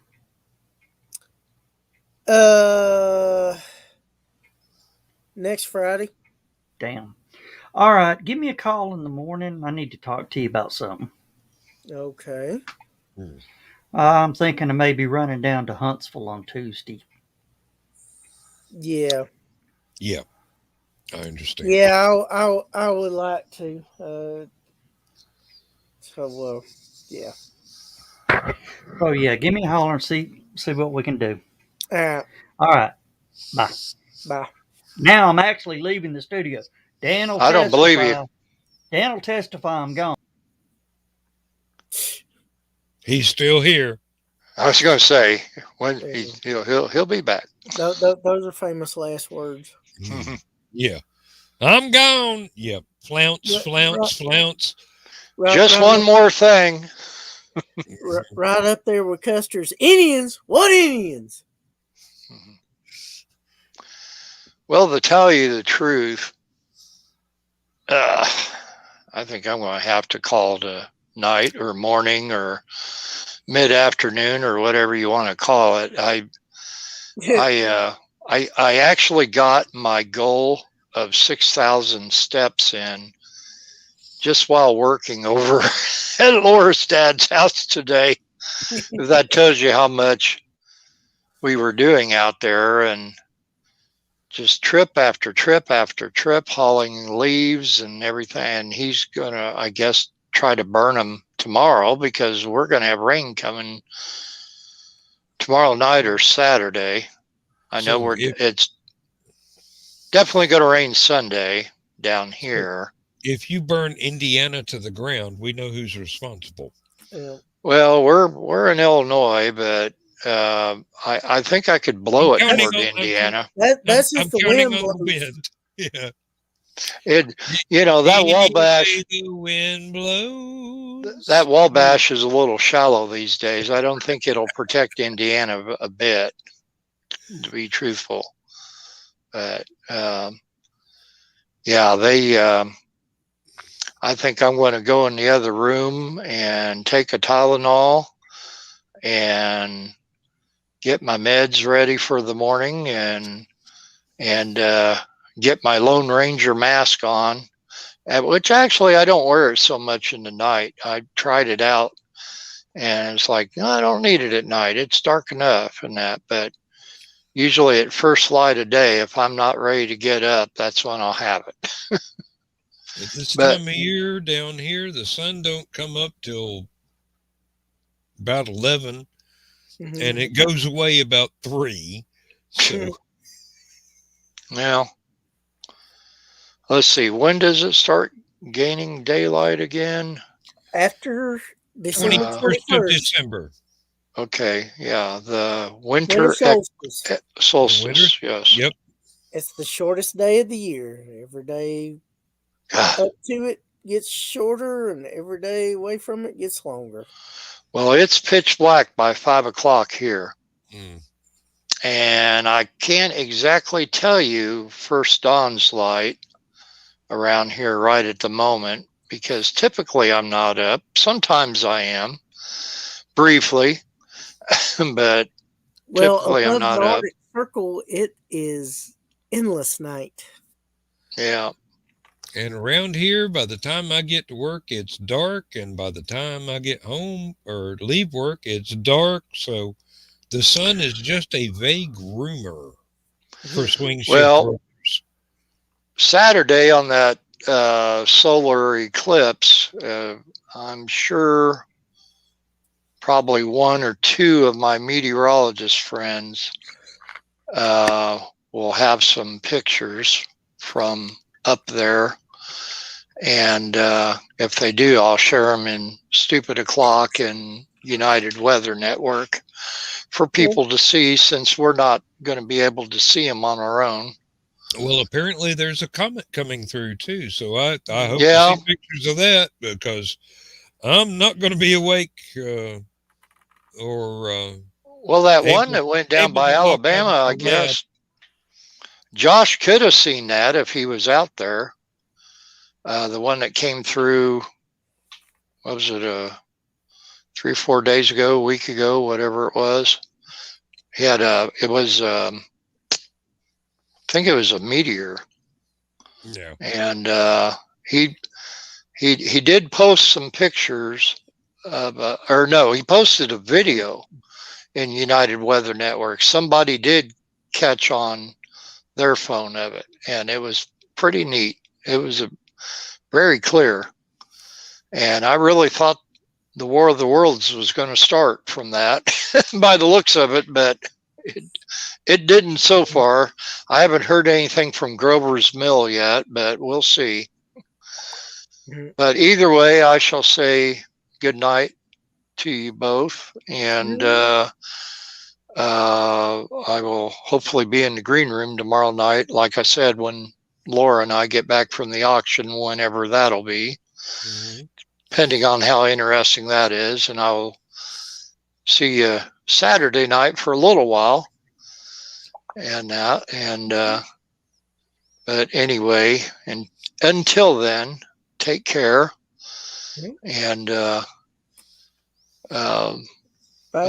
treat, yes, adios to you, and give Lindsay a good birthday to remember tomorrow, or well, today, I guess you should say. I'll do my best. And give her my best. So I tried to take her out shopping for a Christmas present today, and we wound up buying groceries instead, which is, well, that's not my idea of a Christmas present. I mean, well, she did buy a couple of plants. So. Oh, okay. So yeah, I still have a little bit more to do. I got one of them that Laura is ordering from Amazon Prime for me, which the easy part, I just pay her for. But then there's still a couple more that I got to go out and get, and I will do that this next week. Well, I've got a list of what she actually wants, and I wanted to go out and get one of the items today. And she says, I wasn't counting on that till after New Year's. And I'm going, honey, I'm afraid they won't be in stock if I don't get it now. And she goes, that's right. We can wait. We can wait. And I'm going, if you have to make a second choice as second best as to what you wanted, that's not on me, honey. Laura had to buy her pumpkin pie 2 weeks before Thanksgiving because of the way everything's going up here. Well, the big thing she wants is a new fridge, a new stove, and she wants me to pull out the fan hood and put a shelf exhaust there, fan. Yeah, the exhaust fan, and put a shelf there for a new microwave. And it's not that I can't afford it, because I've got like 6 times what that would cost. It's just the way she wants to go about it. She wants stuff to be delivered so that the old items can be taken off by the delivery people and taken to a charity or something. And I'm going, you do realize everything except the refrigerator is going to take a lot of work to be able to install. It's not going to be plug and play. This stuff is gonna. I'm going to have to do wiring and things. Mm-hmm. So it's going to take me a day or two to get everything up and running the way she wants it. And I still have to install a light under the shelf for the microwave so that we can see the stovetop. Yep. Even though it won't have an exhaust fan, and it doesn't really need one, as far as I'm aware. What she wants is not going to be one of those things that's going to fill the house with smoke. So. Oh, okay. Well, it sounds like she's got your retirement planned out for you, even before you're retiring yet. So. You don't know the half of it, Bill. Yeah. Yep. And it all started with that greenhouse. Still ain't got that built yet. I know, but it's still on a pallet next to my car. I've got to unpack it and start. Well, I've got to order the foundation to put down where we're going to set the greenhouse. And it's going to be 1.5 inch thick, 15-inch square concrete paving stones underneath, so that we don't have that many weeds trying to come up through the ground. Hey, I've got plywood to put under it, but the plywood is going to rot away real quick. Sorry, I just saw something funny. It wasn't. Well, you can get you some MR board, or not MR board, but rebar. No, the water repellent plywood. Trying to think of the name of it. Trex? No, that's the decking. I'm sorry. MR board is moisture resistant. Drywall. Marine grade. Yeah. Yeah. Mm-hmm.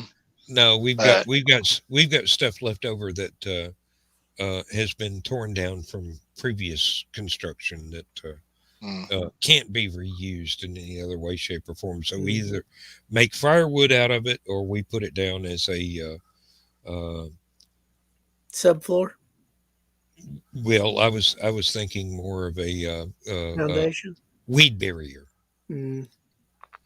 And I've still got to level off everything in a 10-foot square. So, and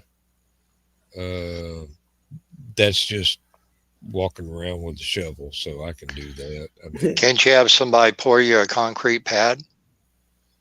You got an extra $10,000 I ain't got? Well, you could probably do it yourself. Well, I could do it myself. I don't have the extra $10,000. Yeah, you got. Plus, it's right next to the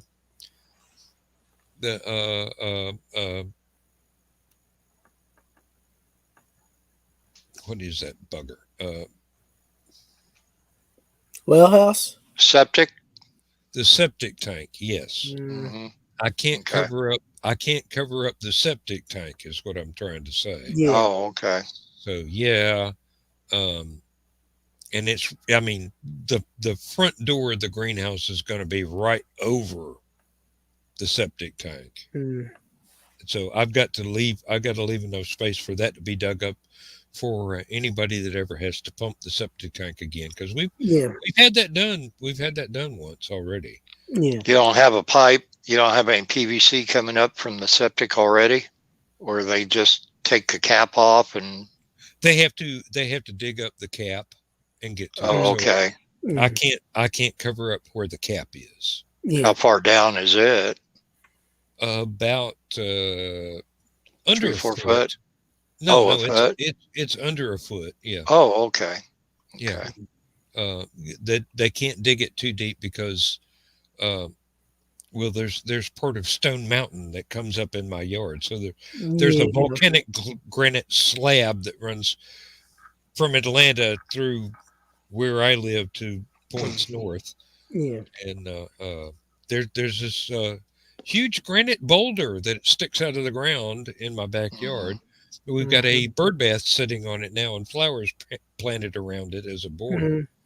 But I am amazed that they were able to dig a foundation for the house as well as down far enough to put a septic tank, because you can't go very deep in this ground without hitting solid rock. The thing that I was laughing about, Josh's wife posted, brain cells die, skin cells die, even hair cells die. But fat cells must have accepted Jesus Christ as their Lord and Savior, because they seem to have eternal life. And they multiply. Yeah, that's right. Although I have been losing, but I gained back 2 pounds. So I'll trade you. I was flouting that, and then Laura looks at me and she says, "You're maintaining." She says, "Don't worry about losing or gaining. You maintain." I'm like, I'm getting tired of hearing you say that word. But, well, there's nothing wrong with it. Look, I mean, you could be doing a lot worse. Bill, I've got about 35 pounds that I will gladly give you rent free. I'd love to be 165 again. I'm not there. I was down to 214. Clothes. Yeah. I would sell for 175. Right now, as I'm wearing a pair of 38 waist Levi's, but I went back up to 217. Couple 2-3 pounds. Tall, Bill? No, I wish. You look skinny as a rail. I swear. Well, I used to be 6'2". I don't know if I'm 6'2" anymore or 6'1" now, or at one time I was. How thick socks you wear? Yeah. Yeah. And I'm wearing Skechers, so they're flat heels. So anyway, but you two have a good evening, morning, whatever. And we will see you at some point or another this weekend, tomorrow or Saturday or both. But I apologize ahead of time, Dan, for not being able to stay up for Last Man Standing on Saturday night. So that's why I was hanging around tonight. Oh, don't worry. Don't worry. It's not a competition. I've already lost several times, Yeah, well, I tend to go down that route too, but there is recorded evidence of those days. I have deleted that from YouTube, although it still exists on Facebook.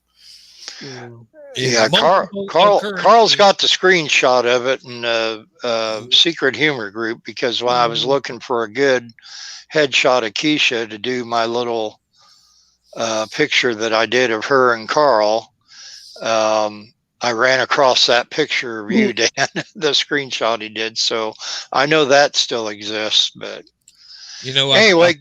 I probably should use that as the author photo in the rest of my books. Yeah. Yeah. Hey. Have a good evening. You too. You too. Get okay. some sleep. All right. Bye, Candice. Got a busy day. Go get some sleep, Bill. He worries too much about, not being able to make Saturday show and trying to make up for it this time. I don't want anybody to feel obligated that they have to do anything. Yeah. Hey, I come on when I can, and well, your presence is always welcome, but things happen. Life does have a way of getting in the way sometimes, If I've got to sit here and go, here's the intro, I don't have any guests tonight and I don't have anything to say, here's the outro, I'm Hmm. fine.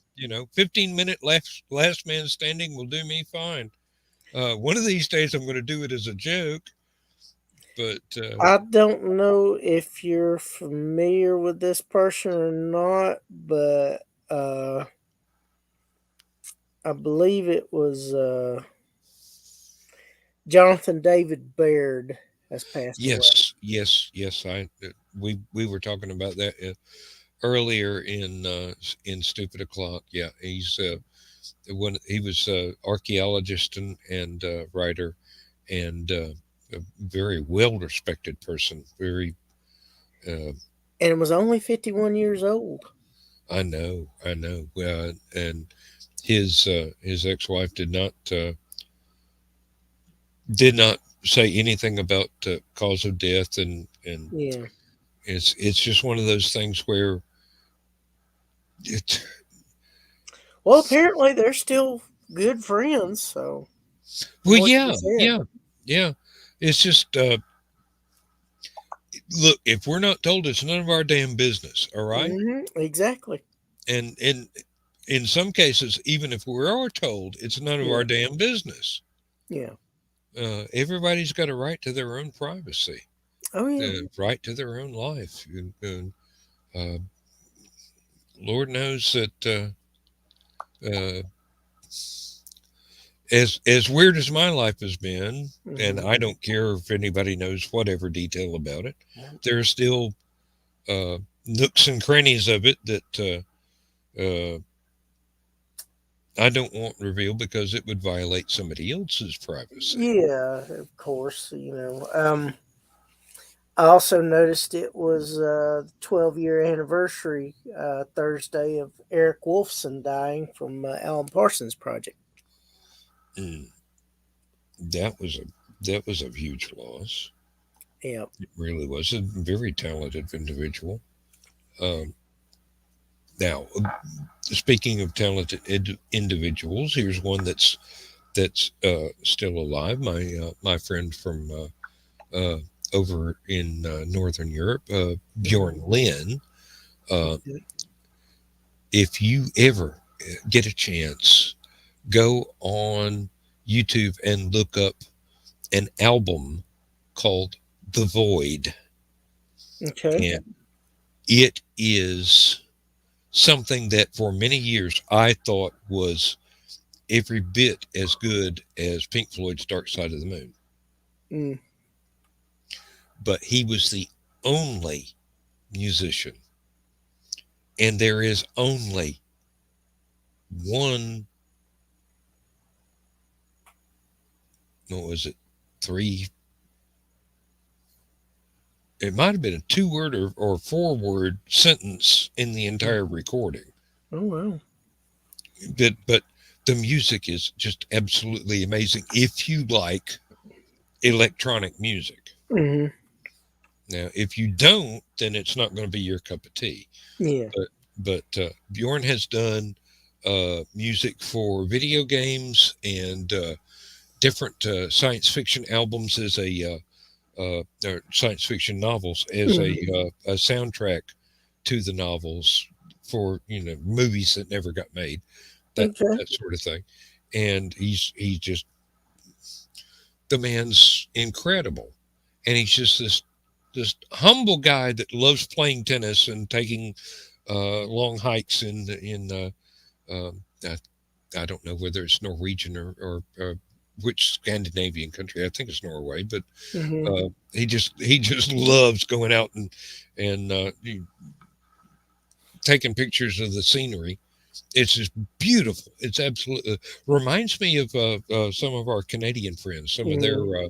photographs of going out into nature there. It's probably the fjords and mountains of Norway. Well, it's not so much. I couldn't say that so much fjords as uh, woodlands and. Hmm. Good night, baby.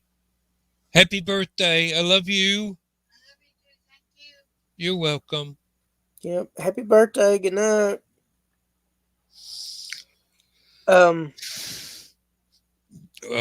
It's pretty. Uh, course, Lapland's famous for their reindeer in Finland. Mm-hmm. And And Sweden's got the most lakes of the three, if I'm not mistaken. now, which one? If you take a random photo of 4 or 5 goth people and put it in a forest, you know that they're That could be either Finland a or Norway. Scandinavian goth band that got lost in the woods. Yeah. Oh, it could be any three of them, actually.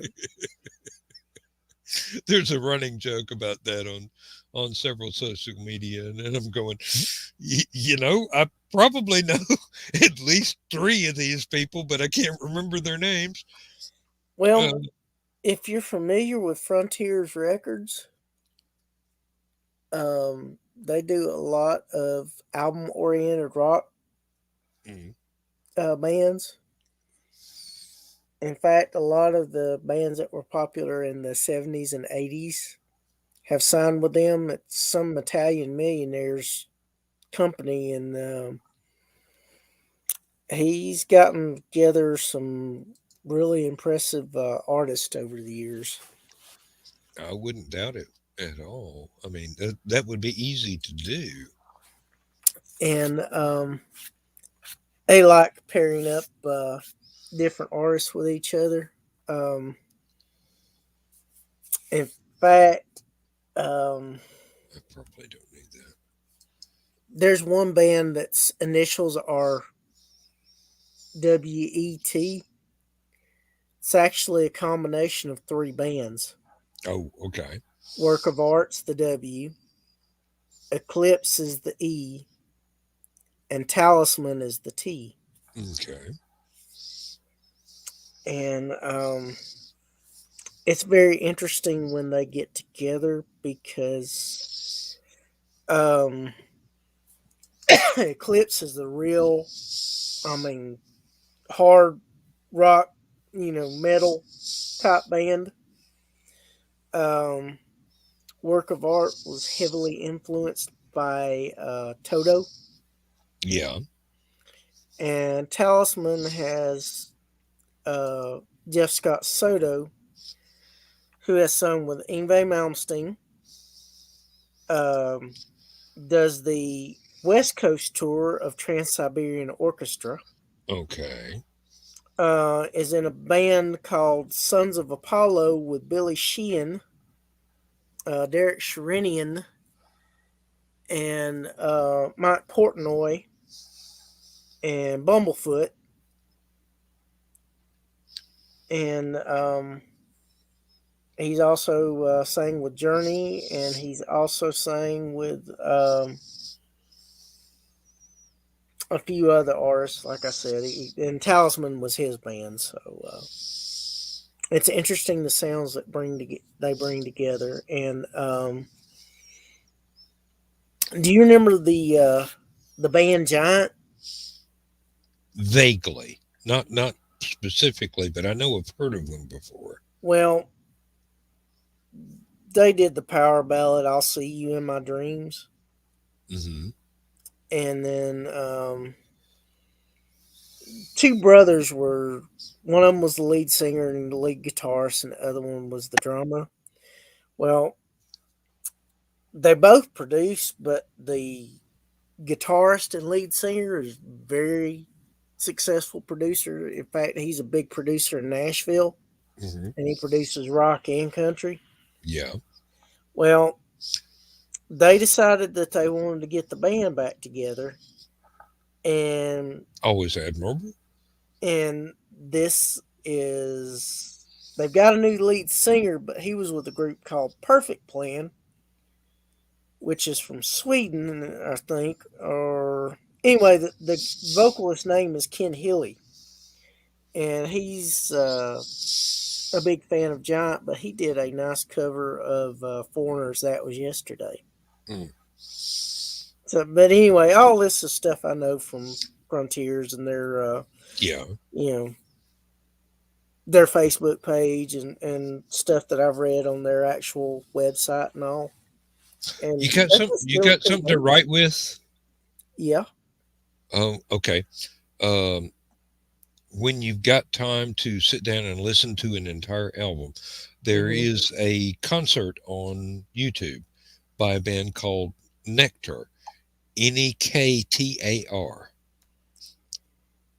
Nek. TAR. And Okay. the album is called Remember the Future. Okay. Nectar, the legendary rock band. Yep. And they, if you've ever heard of Synergy and Tangerine Dream and that sort of thing, Mm. it's like that, but with vocals. Well, it's interesting you mentioned Tangerine Dream because Oh, I love it. there is a movie that they did the soundtrack for.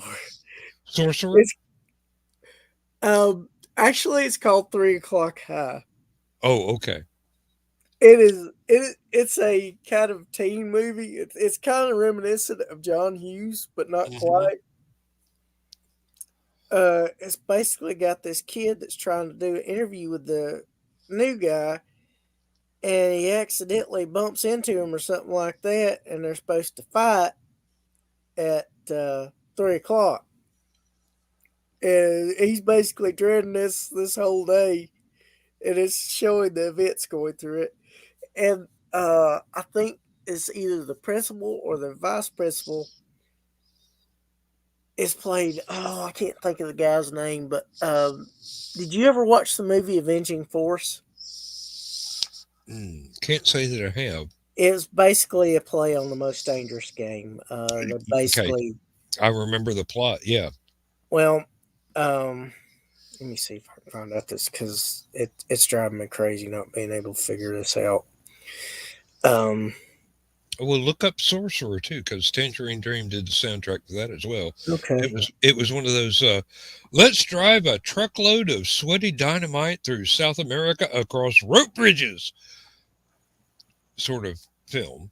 I Oh, it's a little never bit actually of never actually saw the film, but the trailers played real heavy on the tension that Tangerine Dream could pull up with synthesizers in a very stress-inducing video sort of situation.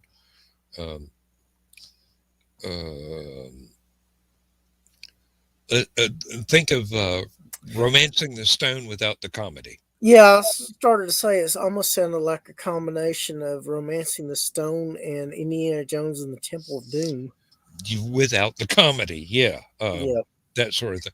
It was more of a tense sort of adventure. Um, I remember the guy's name, John P. Ryan. could be. Mm, God, he's been in a lot of movies over the years. The big commercial back then was the folks in the movie driving a very large truck, not a 18-wheeler, but across what was basically pre-Columbian art, a rope bridge, Hmm. uh, and they were hauling dynamite with the Tangerine Dream music in the background, and I'm going, ooh, I don't know what this movie is like, but I love the soundtrack already. Uh, Let's see.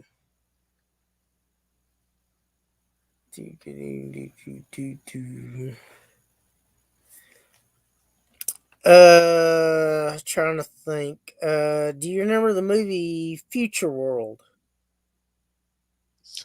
that was '76. one of the sequels to Westworld, wasn't it? I think so. He played Dr. Snyder in it. Mm. I'm trying to think. You remember the movie The Right Stuff, don't you? I watch it constantly. Yes. Uh, it lists him as head of program. Okay. And Yeah, and Delta Force 2, that's the other movie I was trying to think of. He's General Taylor in it. Hmm. They were, oh Lord.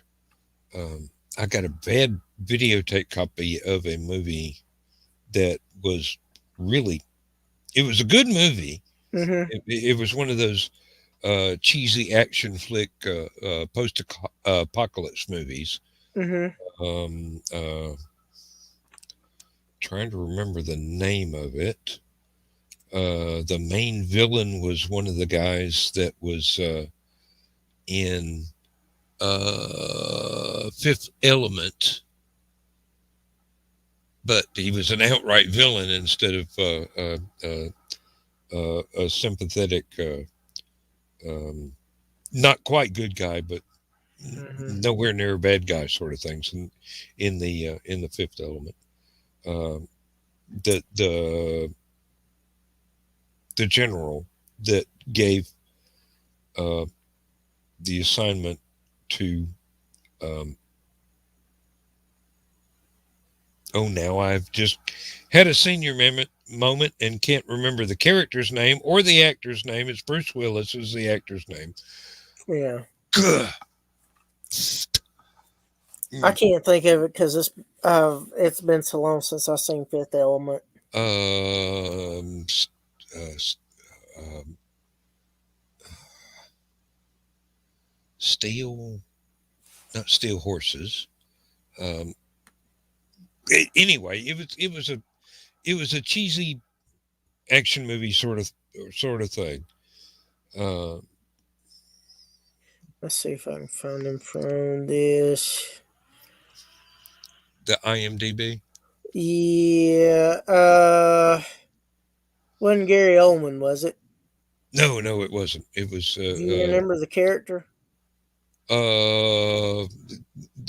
it was the soldier that gave Bruce his assignment to go to collect the What stones from the Diva Pava Laguna. was it? General Monroe, played by Brian That sound James, yeah, that sounds like it. That sounds right. Yeah. because he was the one in Tango and the Cash. They were hanging, doing good cop, bad cop. Like, that's him. He's the governor. Hmm. That that sounds exactly like he That's was Brian typecast as a James. heavy a lot of times, Yep, now it's Brian James. and uh, it wasn't Steel Soldiers. It wasn't. Um, oh Lord, it was one of those post apocalyptic sort of movies. Can't remember the name of it entirely. Had a really Well, he was crappy in Blade video. Runner. Yeah, he was. Um, he was in a lot of things. Yep. He got a lot of work. I think he's passed away not too long ago. Yeah, 174 credits for his filmography. Yeah, he did a lot of stuff. Um, Sometimes he was typecast as a bad guy. Sometimes he got to be a good guy, and it Yeah, didn't it didn't matter. He did a good job no matter what role he was in. do you remember the name of the movie or about what year it came out? Oh, probably would have been mid 90s. He was in Cyberjack as Nassim. Dominion as Linwood.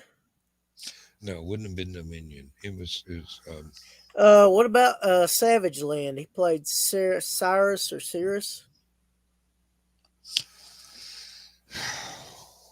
Oh, what about Future Shop? that sounds like it could have been.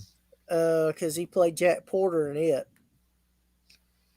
Um, well, whichever one it was, he was a bad guy in Yeah. that one. There's another one called The Dark where he played Paul Buckner. No, that doesn't sound right at all. Mm. I want to say something. The word "steel" was in the title somewhere. My Still. memory is like a sieve. Everything falls out of it eventually. Give me a moment. I'm looking. Steel Dawn. Well, that was one with Patrick Swayze in it, I think. mm, I don't remember much about it. Like I said, it was a really, really bad video copy. I couldn't really watch the movie. It was such a bad copy. It wouldn't play correctly on There's the. one called Skinner Cop he was in. Mm. Time Runner. Street Asylum.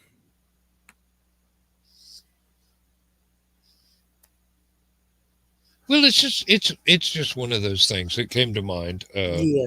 It was it. I wished that I had actually been able to get a hold of a good copy of the movie so that I Mhm. could understand what was going on rather than watch this out of focus, jittery videotape that looked like somebody had tried to copy it from a protected video, even though it was supposed to Yeah. be the actual studio version of the darn thing. Well, I remember liking the music to the movie 3 O'Clock High, and I highly recommend it if you ever get a chance to watch it. It was thoroughly enjoyable. Hmm. Um, and I got to looking into the band Tangerine Dream, and then when Babylon 5 came out, Christopher Frankie, or Frank, Hmm. who I believe was in Tangerine Dream, did the soundtrack for it. Yep. So Now, when you said Tangerine Dream, it automatically started clicking all those synapses together. yeah, I've got 7 or 8 of their albums, and they started off as just this obscure German 4 synthesizer, no drums, no Hmm. guitar sort of band, Hmm. and they expanded into being this absolutely brilliant combo of musicians that were doing Oh. sound after sound after sound. Um,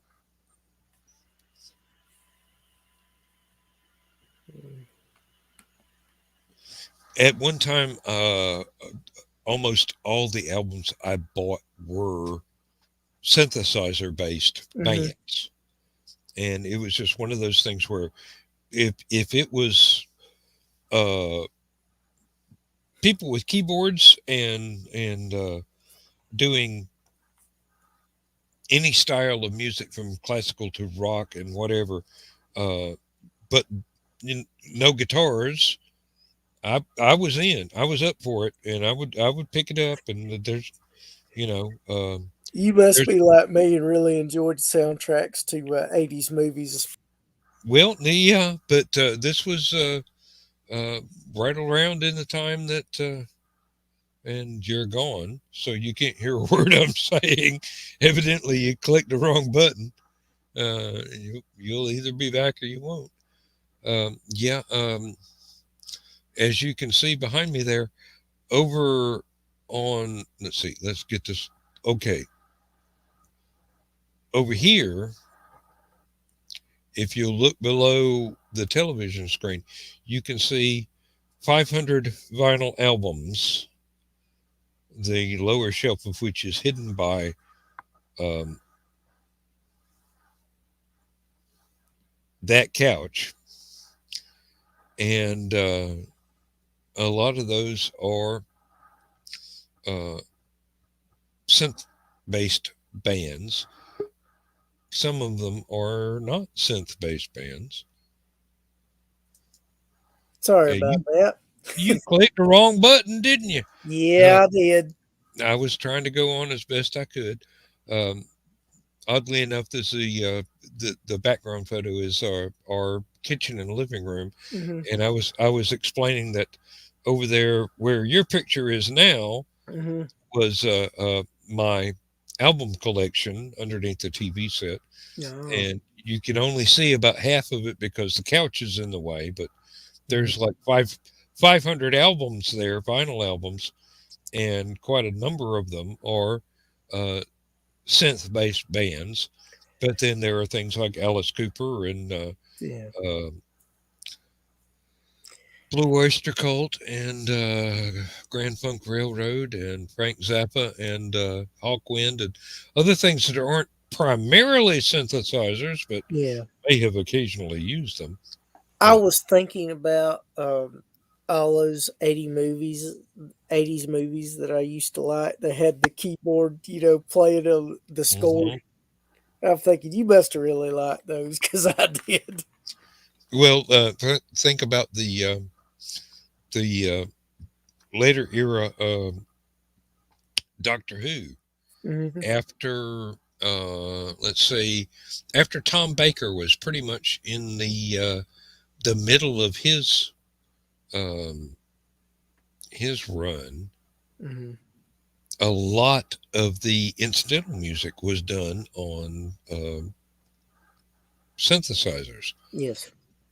and they had to get really good Hmm. in order to stand out from just um, let's give Kraftwerk a Casio calculator and see Hmm. what kind of noise they can make out of that sort of thing. Well, I think about the synthesizer on Heart's Magic Man. Hmm. Yeah, how it's kind of basic and low tech compared to what a really good synthesizer will have these days. But Well, you got to remember when that was I recorded. know, and like I said, back then it was fine. But as I've gotten older and the song's gotten older and Mhm. technology has improved, you understand They didn't have an what awful was lot to top of work the with, but line. yeah, they did an awful lot with what they had to work with. Yeah, Um, look at Rick Wakeman, and yeah. yes, and there was a reason why his keyboard setup took a couple of trucks by itself Hmm. to haul around to each concert because not everything was digital in those days, and he had to have Yeah. all these different things. Now, okay, you're familiar with David Bowie, right? Hmm. Uh, there are about three, maybe four early David Bowie albums Hmm. where anytime there was a keyboard, Hmm. it was Rick Wakeman in the studio doing the keyboard. Hmm. Space Oddity. Uh, Hmm. Rick Wakeman was doing the Mellotron for that. All the keyboard sounds. Yeah. That was Rick. I think Hunky Dory was another one. There might have been a couple after that where Rick was doing studio stuff for David. I'm not really sure. Um in the mid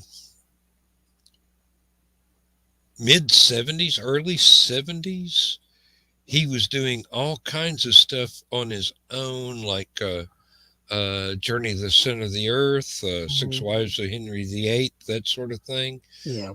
This was, in between doing Yes albums. Yeah. Um, Didn't he play for King Crimson for a time too? um, he may have, although King Crimson is one of those bands where if uh, if It's Robert mainly Fripp Robert Fripp.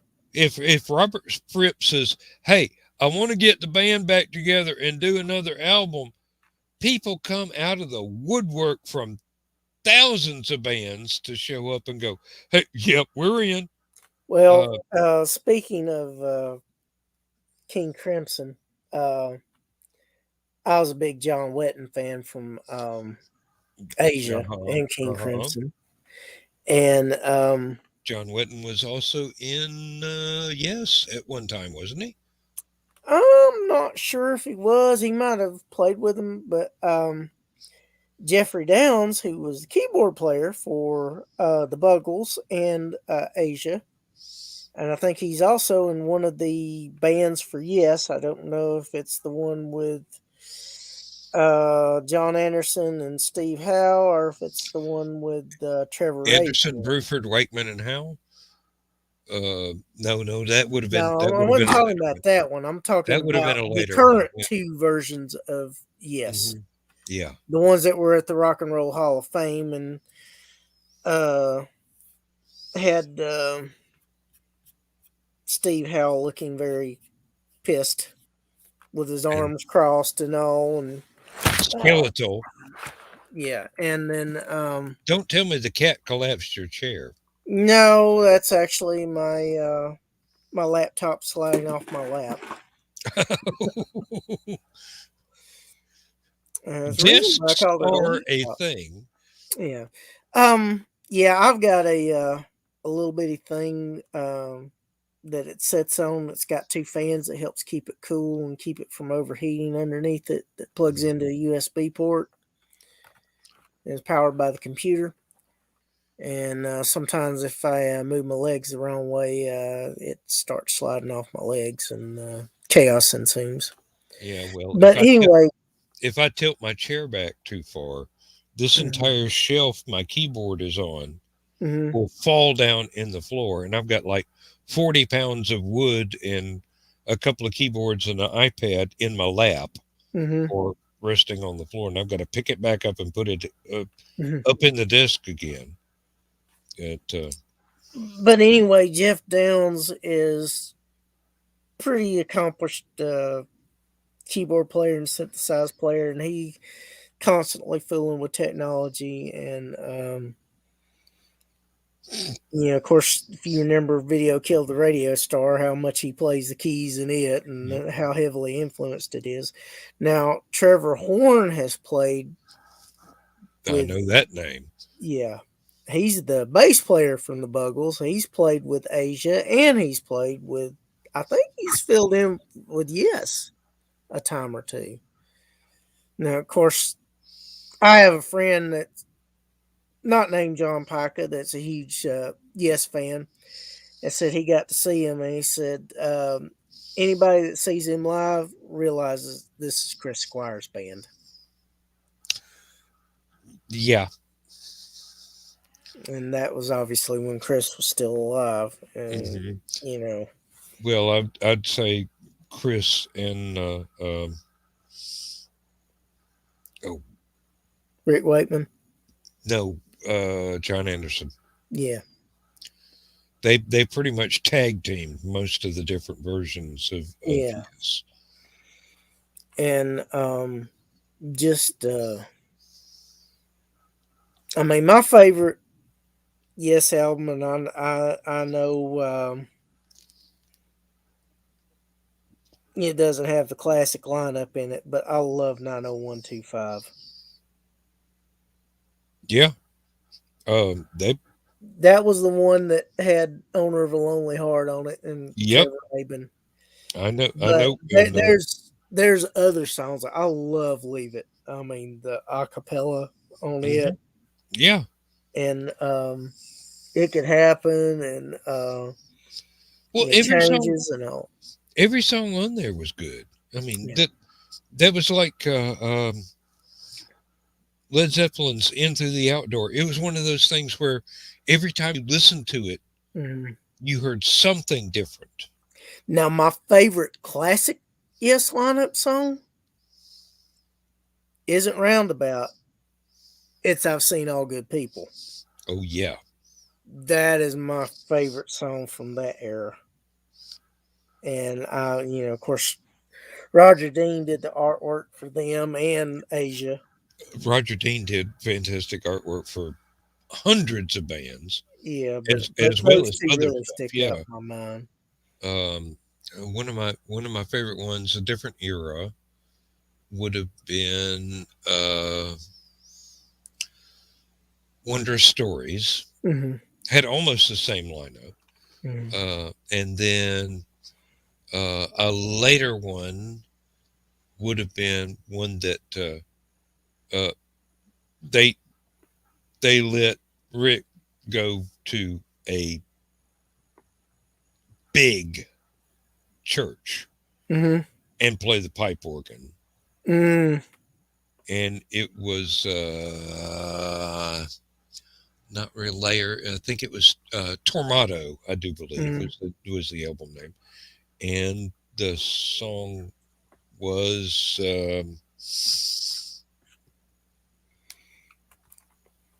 Oh, I can hear it. I can hear it in my head. Well, I enjoyed the one you posted the other night from, I think it was Parallels or something like that. Parallels. That's the one I'm thinking of. Yes, indeed. Not I Tormato, I but I, Parallels. I enjoyed listening to That it. that was the one. That was the song that I'm trying to remember right now. And I'm Uh, looking at that and I'm wondering, that's probably either the last or the next to last album with the classic lineup in it. hmm I think the very next thing that they were known for doing Mm-hmm. would have been the one that you were talking about before that had the all the MTV videos. Oh, 90125. 90125. Yeah, And that was after named after the zip code that it was produced and recorded in. and it's pretty close to 90214, but Yeah. Um, so they had to be in California somewhere. Yeah, they Uh, were in the greater Los Angeles area, no doubt about it. and Well, I had a editor friend. oh, there was one song of that where they did multiple versions of the video. Well, I think Leave It because they had the electric guitar version, and then they had one that was it had music and instruments in it, but it was more of an acapella.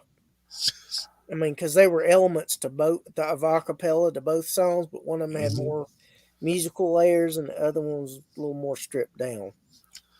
Well, they had, I don't remember how many different versions of it there were, but you'd be sitting there watching MTV all day, hoping you'd get to see one that you hadn't already seen a dozen times that day. Mm-hmm. And it was the same song, but a different video. Yeah, and I think that was one of them. And of course, like I said, I enjoyed that period of it, but I liked some of the older stuff too. And Union when it came out, oh, Love Lift Me Up. That is such an awesome song. hmm When they had both bands playing together. Oh yeah, I agree. I agree. And, Um, Steve Howe was in Asia, which was a super group, and he kind of did another super group with Phil Graham as his manager, GTR, which was abbreviation of guitar, with Steve Hackett of Genesis. mm, I don't know if you remember them or not, but when the heart I rules the remember. mind. Yeah, I remember Genesis. Like you. I'm not talking about Genesis. I'm talking about GTR. Oh, okay.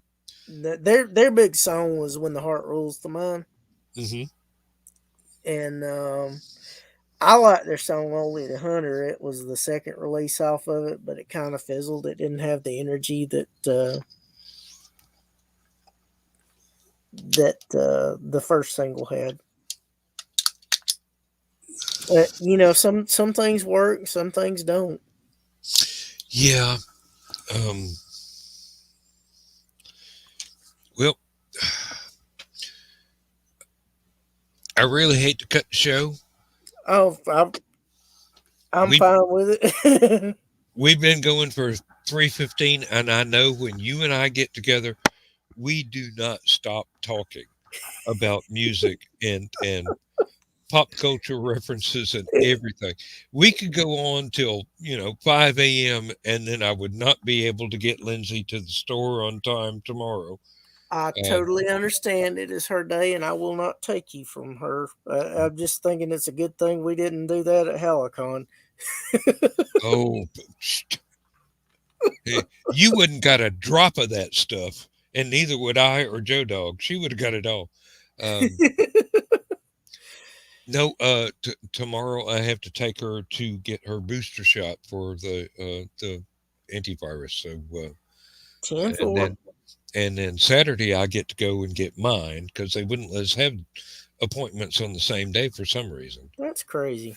Yeah, I All right. know, I'm but going to go. I will these are talk those to you things. later. But all right, Have a good night. and thank you very, very much for coming in. You're And welcome. I enjoyed it as always. I enjoy every minute I get to spend with you. You're All just right. absolutely fun. Thank So you. Have a good night. you have a good night. All right. Bye bye. And folks, we're like 3 minutes and 16 into, or 3 hours and 16 minutes into this particular thing, and I've really got to call it quits because this is uh, this is not going to go on for 4 hours of me being asleep after everything stops. So let me close the screen, and I will do the dedication again for our absent friend, and not to forget our other absent friend as well. David, this is just as much for you as it is for Daryl, and you will both always be missed.